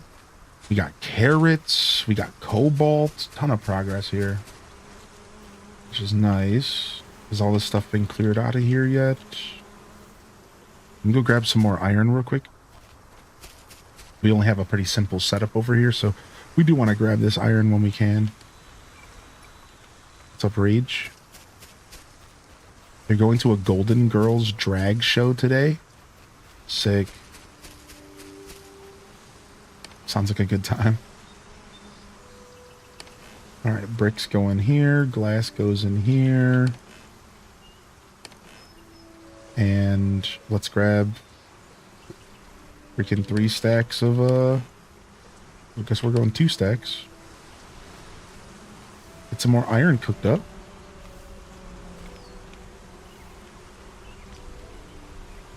Alright, sick. I wonder if this is the thunderstorm that's coming. It is. All right, can we sleep yet? It said 1800 for the thunderstorm. I don't know what time the game lets you sleep. Maybe a little bit after that.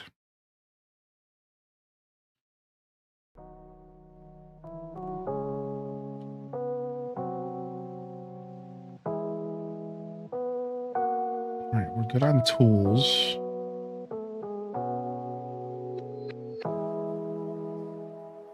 We do need... All right, so we need to bring some copper with us. Or stop at the copper farm on the way. Let's bring one stack of... Let's bring one stack of copper with us. Well, I don't want to stop there yet. Yeah, I don't want to make a stop. I want to go straight to the next island. Yeah, let's go.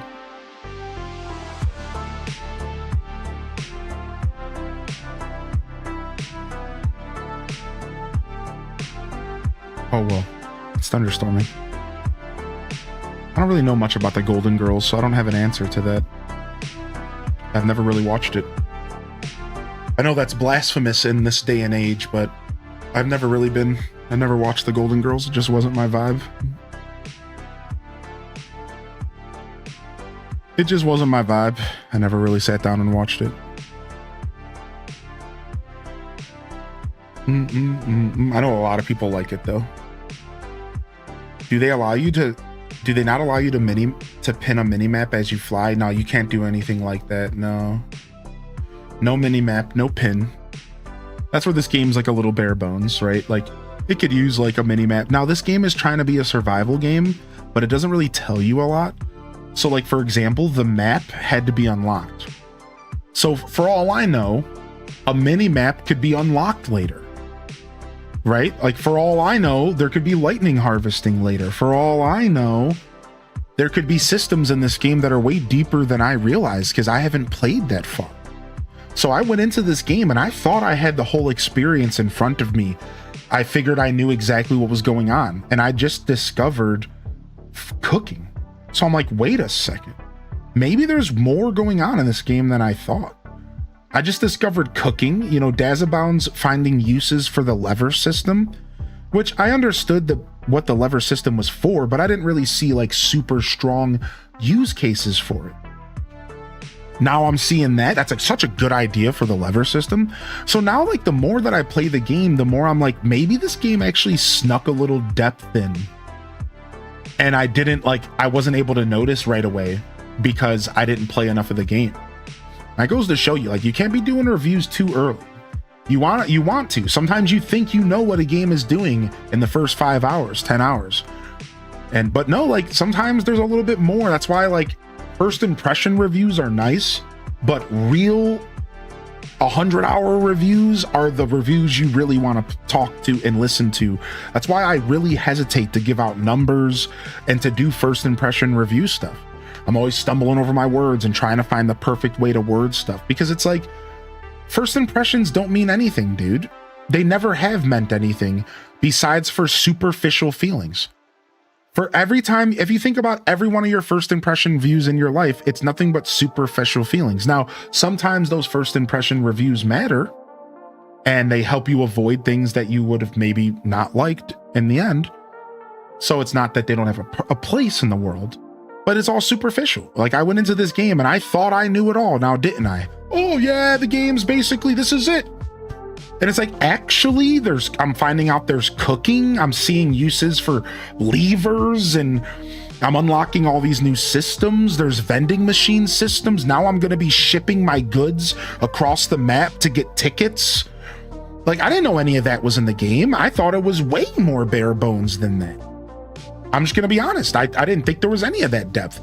I didn't know I could send my resources in bots across the map. I didn't know that. So, like, I really didn't think this game was going to have any of that. I thought it was going to be a little bit of farming, some house building, and like, that was it.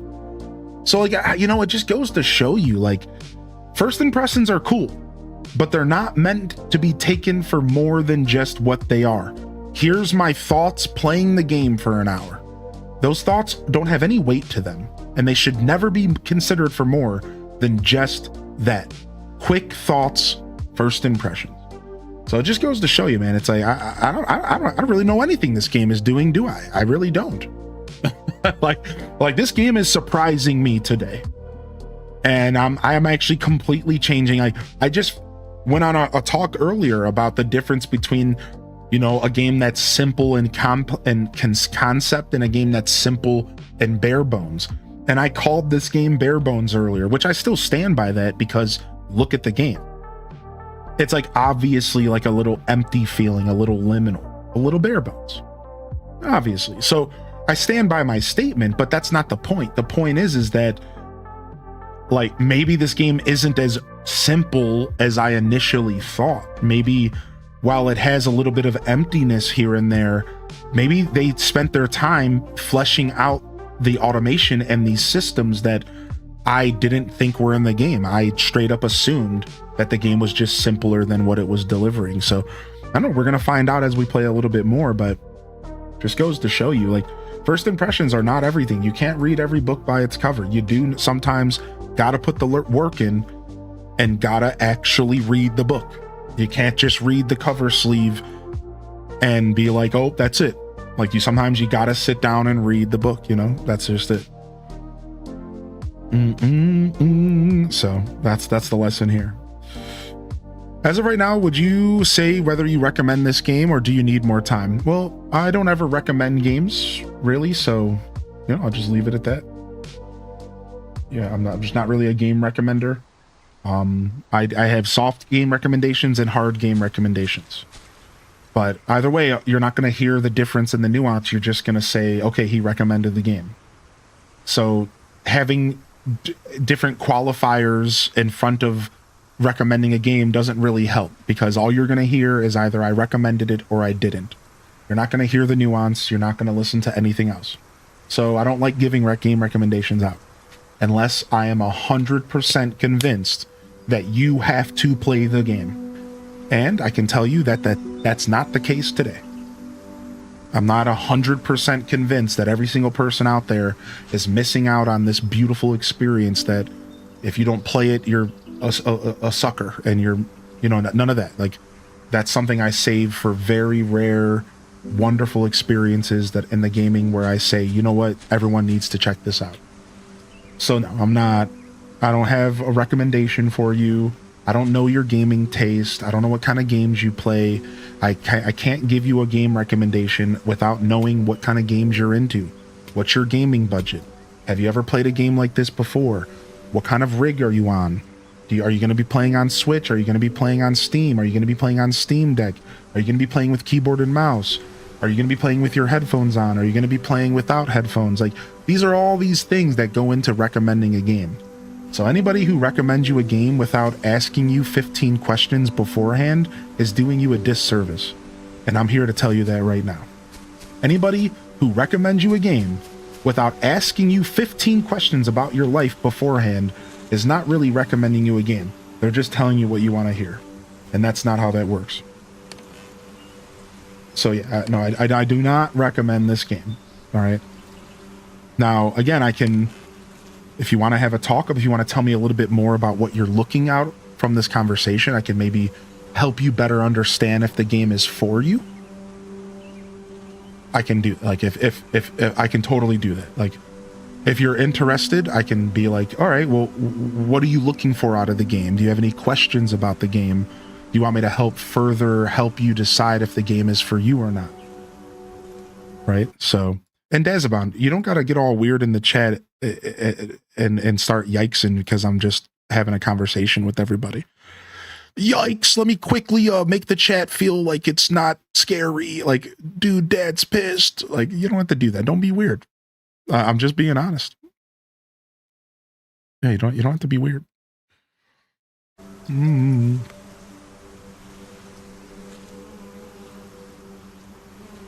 Sometimes if someone recommends you a game, it's on you as a viewer to consider those things. Yeah, and it's like, I'm not the kind of person that wants to throw a recommendation out there and then somebody goes and spends money and then they end up hating the game. That's like the worst case scenario for me. Yeah, that's like the worst case scenario for me is like I recommend a game to somebody and then they're like, actually, this game blows. Because that sucks, man. Nobody wants to go waste 20 bucks on a game. So obviously I just don't like the question and sometimes it frustrates me. That's all. I hate the question so much. I'll just be honest. It's like my job, but it's like, do you recommend this game? It's like, dude, I don't know. What do you want me to say? I'd rather you just ask me questions about the game. Yeah, I'd rather just ask me questions about the game. Like, what do you really want to know, Tater Tot? Like, instead of asking, do you recommend the game? Why don't you ask a question like, as somebody who likes cozy survival game, like, as somebody who loves Stardew Valley, do you think I would like this game? No, this game's nothing like Stardew. Okay, as somebody who likes the concept of this game, do you think I would get my money's worth? I think you'll get it $20 worth of gameplay out of this game. If it piques your interest, I think you're going to get $20 out of it. Right? Like, these are the types of questions you should be asking streamers. Like, you don't want to just be like, do you recommend the game? You want to say, hey, I think that the idea of this game looks good, but I struggle with this and this when I play games. Am I going to struggle with that for this game? And then I can say, hey, actually, yes or no, right? These are you want to ask those types of questions. Like, don't just ask me blanket, like, do you recommend the game? Like that's like a hardest thing for me to answer ever. Like, I don't know, dude. I don't know what to say, man. Yes, go spend your 20 bucks. It's great. Support an indie gamer. We should be supporting these indie studios anyways. So if you got 20 bucks, just go buy the game, even if you don't plan on playing it, because we got to support these indie studios. So if you got 20 bucks, just buy it, put it in your backlog, play it later. Maybe you'll regret it, maybe not.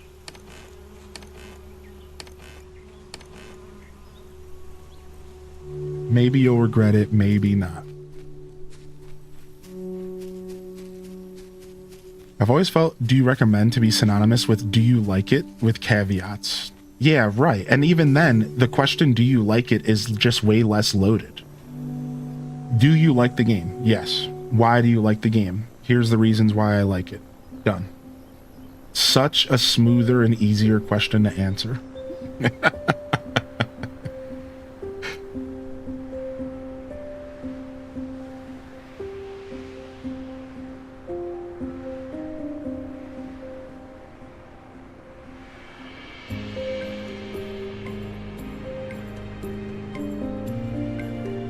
Yeah, do you recommend buying a Switch for this game? Yeah, that question I've gotten a lot, and that one's brutal. Do you think I should buy a Switch to go buy Pocopia? No. Like, if you got it like that, then why are you even asking? Right? Like, that's the funny part about that question. It's like, if you can go out and buy a Switch 2 just for Pocopia, then just go out and do it. But if you're like struggling and you can't afford to do that, then no, why would you ever do that? No way. You know, I went out and bought a Switch 1 just for Breath of the Wild, but I also knew that I was probably going to play other games, right? So nice. We found sunflowers, which is really nice.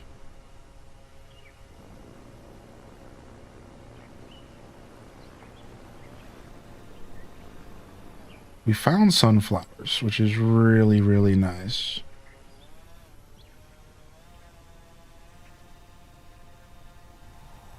Dang, I wish you could, like, look through. Sometimes it's real hard to see. You can't move the camera while you're in zoomed out mode. You can't, like, rotate the camera. You can only rotate the camera.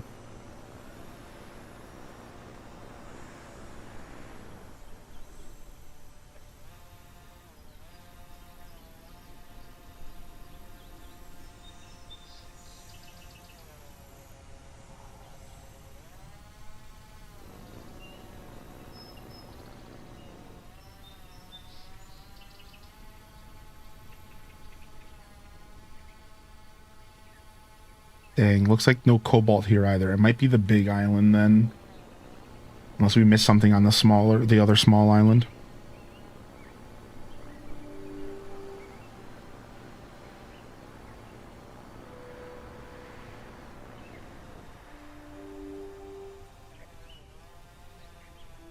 Oh my gosh, that's a pig. There's a pig on this island. Sick. We have pigs. There's a freaking pig on this island.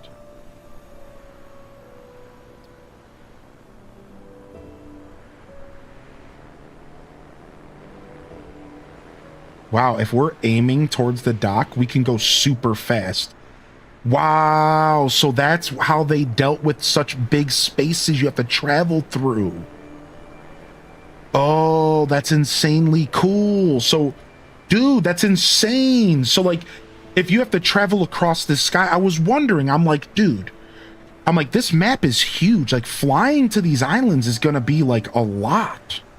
I'm like, dude, at some point, I'm gonna want to go home and I'm gonna have to spend 3 in-day games or 3 in-game days to travel. Like, oh, there's like a boost. You can boost towards a powered dock and you go flying, dude. That's actually really nice. Wow. What up, Mini Mochi? Later, you get sheep as well. Use the boost to get through. That's super cool. Yeah, this game just keeps surprising me more and more. The more I play it, the more this game keeps surprising me.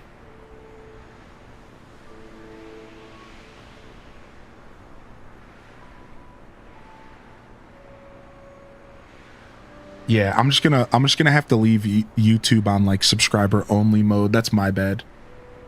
I appreciate that. That's my bad. I see what you were trying to do now, Dazabound. Thank you. You didn't overstep. I thought you were. I thought the yikes was towards me, like I was doing something wrong by just sharing my thoughts. I was like, why are you saying yikes? I used to, that wasn't just an unfortunate circumstance because I always feel really bad anytime I'm not, like, I'm in the mood to just like I'm not always in the mood to like pull my words. I'm a blunt guy. Generally, I'm a very blunt guy. People don't know this about me, but generally speaking, I'm a very blunt person, and I'm always stepping on toes on accident. I'm just a blunt guy. I don't really care about little feelings. You know, if I know I'm being as long as I'm not being like discriminatory or like, you know, talking down on somebody, like that kind of nonsense, I'm like a very blunt individual. I will use the words that come to my brain first, and then I usually end up paying the price later because I say something that wasn't like perfectly worded, or I had the wrong energy or something. So in that moment, it was one of those classic Hylian Descent moments where I thought you were popping off because I was like a little irritated, and I'm like, dude, I'm just sharing my thoughts. Like, there's nothing yikes. It's like, don't hit me with the yikes, man. I'm just chilling. Is this a stone farm? Because that sucks.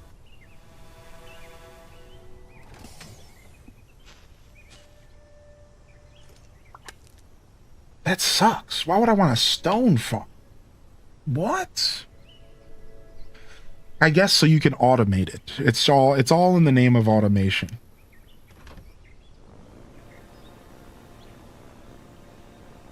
It's all in the name of automation.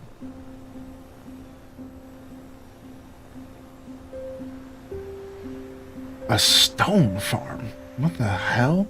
The cobalt had to have been on that other island then. Did I miss it? I must have missed it.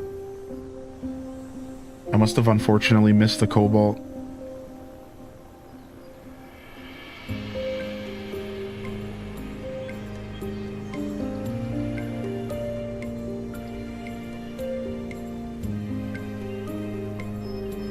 Alright, we got some chest here to recover.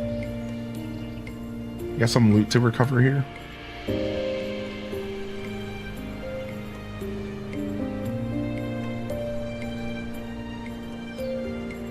Unless they're finally, like, they're really expecting me to get off my ship and explore and look for like another cave or something, which doesn't make sense because we've only had one cave in the whole game.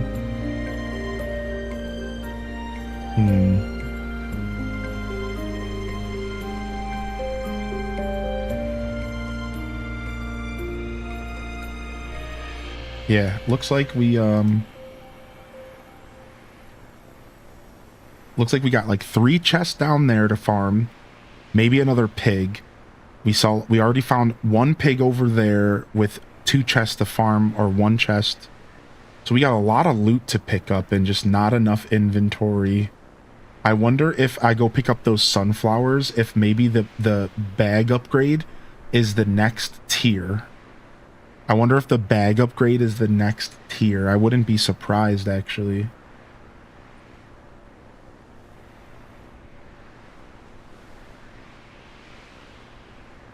I wonder if sunflowers are stopping my bag upgrade. Unless the bag upgrade is from the vending machine, which is an interesting thought. I haven't explored the vending machine yet. I don't have that cobalt on me, though.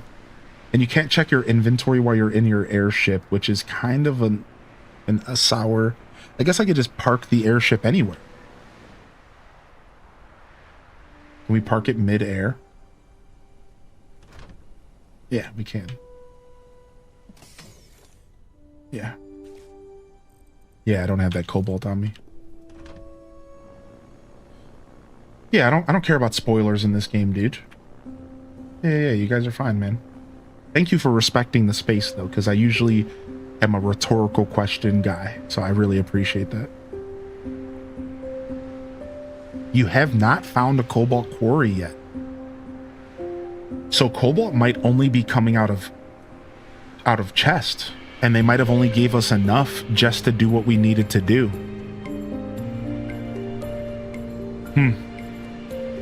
That makes sense, because it's like, it's not like I found any recipes for cobalt yet.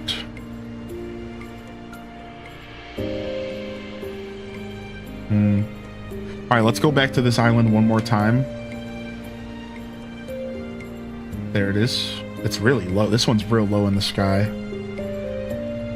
Or it's a little more hidden on that southern island, yeah. I guess cobalt could be here, but... Yeah, I might have to go on foot to explore this massive island. That's what I need to go on foot. I need to go on foot to explore that massive island is what I need to do. Alright, so carrying around all these drills and stuff has actually ended up being lame. So the first time that I remembered to be prepared to go exploring new islands, I got punished for showing up and exploring new islands prepared. So that feels great.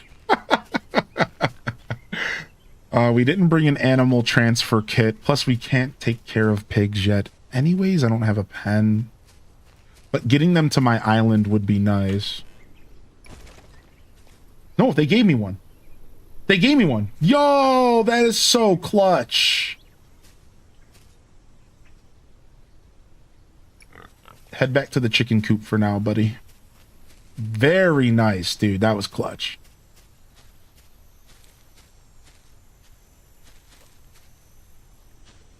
Very nice. That made me super happy there.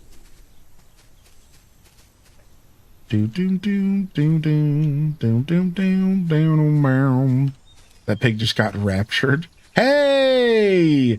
Inventory upgrades. Speaking of, final... Oh, it's one extra row. I mean, I'll take what I can get, dude. That is nice. I'll take what I can get, dude. That's so nice. That's really... And that's good timing, because there's probably more stuff to pick up from here. So now we can hopefully take everything from here, and then we don't have to come back. Hopefully. We can take everything this island has to offer and not come back. Because this one seems like it's a one-time visit. Some of these islands are like one-time visits, unless you want to live on the island.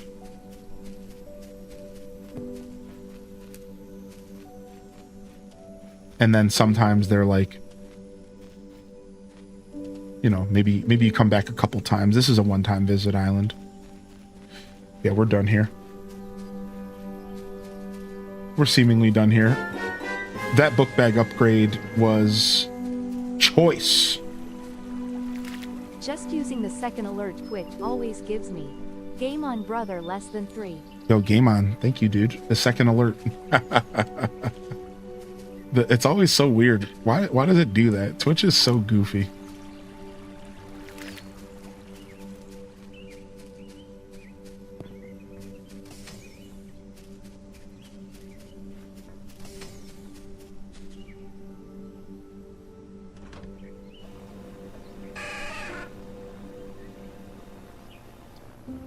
All right, let's see how effective the boost is.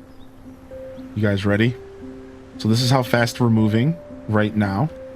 Look at the map.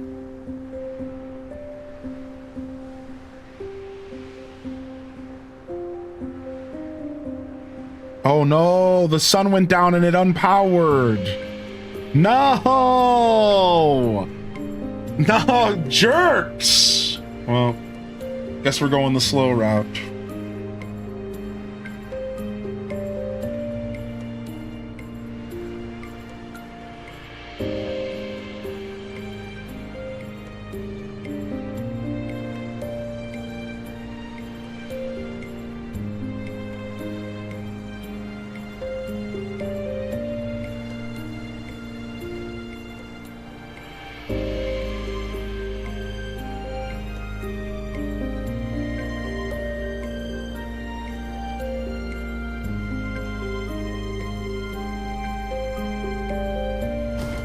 Oh, crash land.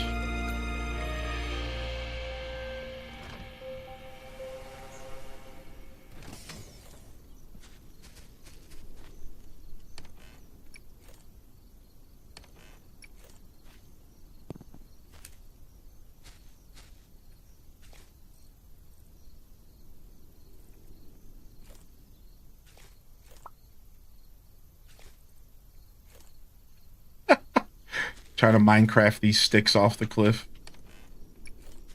Nice.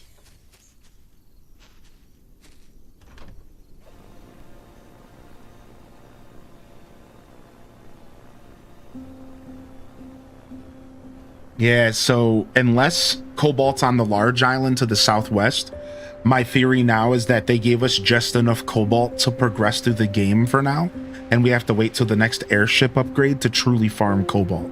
And they gave us like literally just enough to get through what we needed, which would actually make sense. Like that would be kind of cool.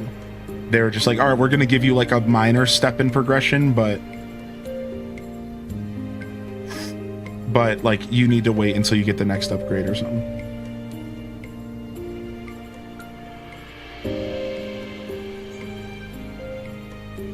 I don't even know where I'm going. I can't see.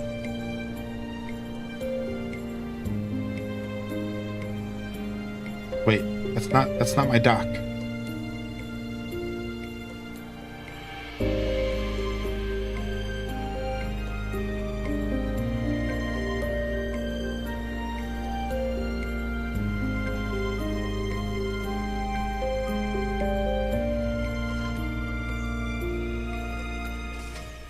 All right, nice. Well, we finally unlocked lights and we can finally start lighting this place up so that we're not blind at nighttime. We could have been using torches and stuff, but like you have to refill them and they go out. I guess one torch doesn't need to be refilled and doesn't go out unless it's raining. I think it's this tall torch over here. But yeah, so I was like avoiding using the torch mechanics because they were like making me refill them with sticks, and sticks were actually kind of a commodity at one point for me. Whereas like everything needs to be refueled. So I don't know about that. I think that the only other use for a sensor I can think of it is a daylight sensor to turn lights on at night. Yeah, that'd be pretty nice. All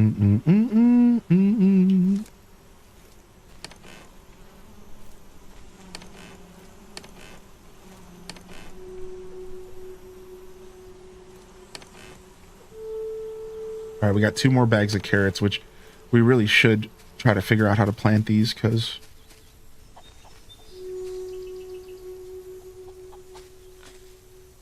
all right, nice. We just had an autosave, so that's good. Couldn't figure out the daylight thing. Yeah, we'll figure that out. All right, we're gonna wrap this up here. I'm done playing some Solarpunk today. I'm happy I decided to come and play some more Solarpunk because I don't know if we'll have time to play it next week. But yeah, thanks for coming out, everybody. I'm gonna do a little shorty today, and we'll see how we feel about setting up our schedule and stuff tonight, and we'll see where the journey takes us. But yeah, we're gonna call it there. Let's go and find ourselves a raid recipient. We don't ever get to raid this early in the morning, so it'll be nice. here on a Sunday.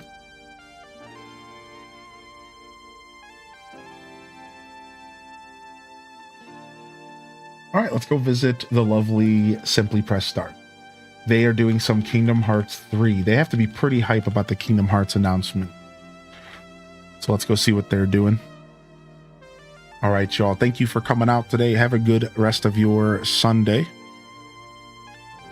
And we'll be back tomorrow.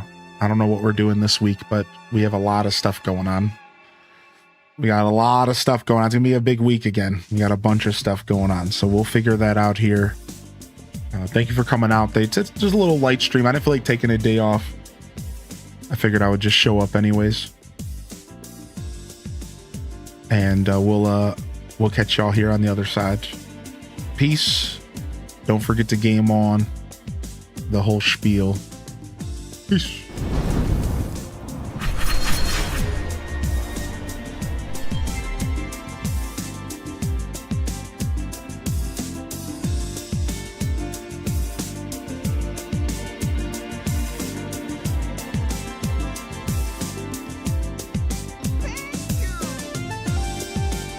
All right, we're going to visit Simply Press Start, so get yourself a raid message here.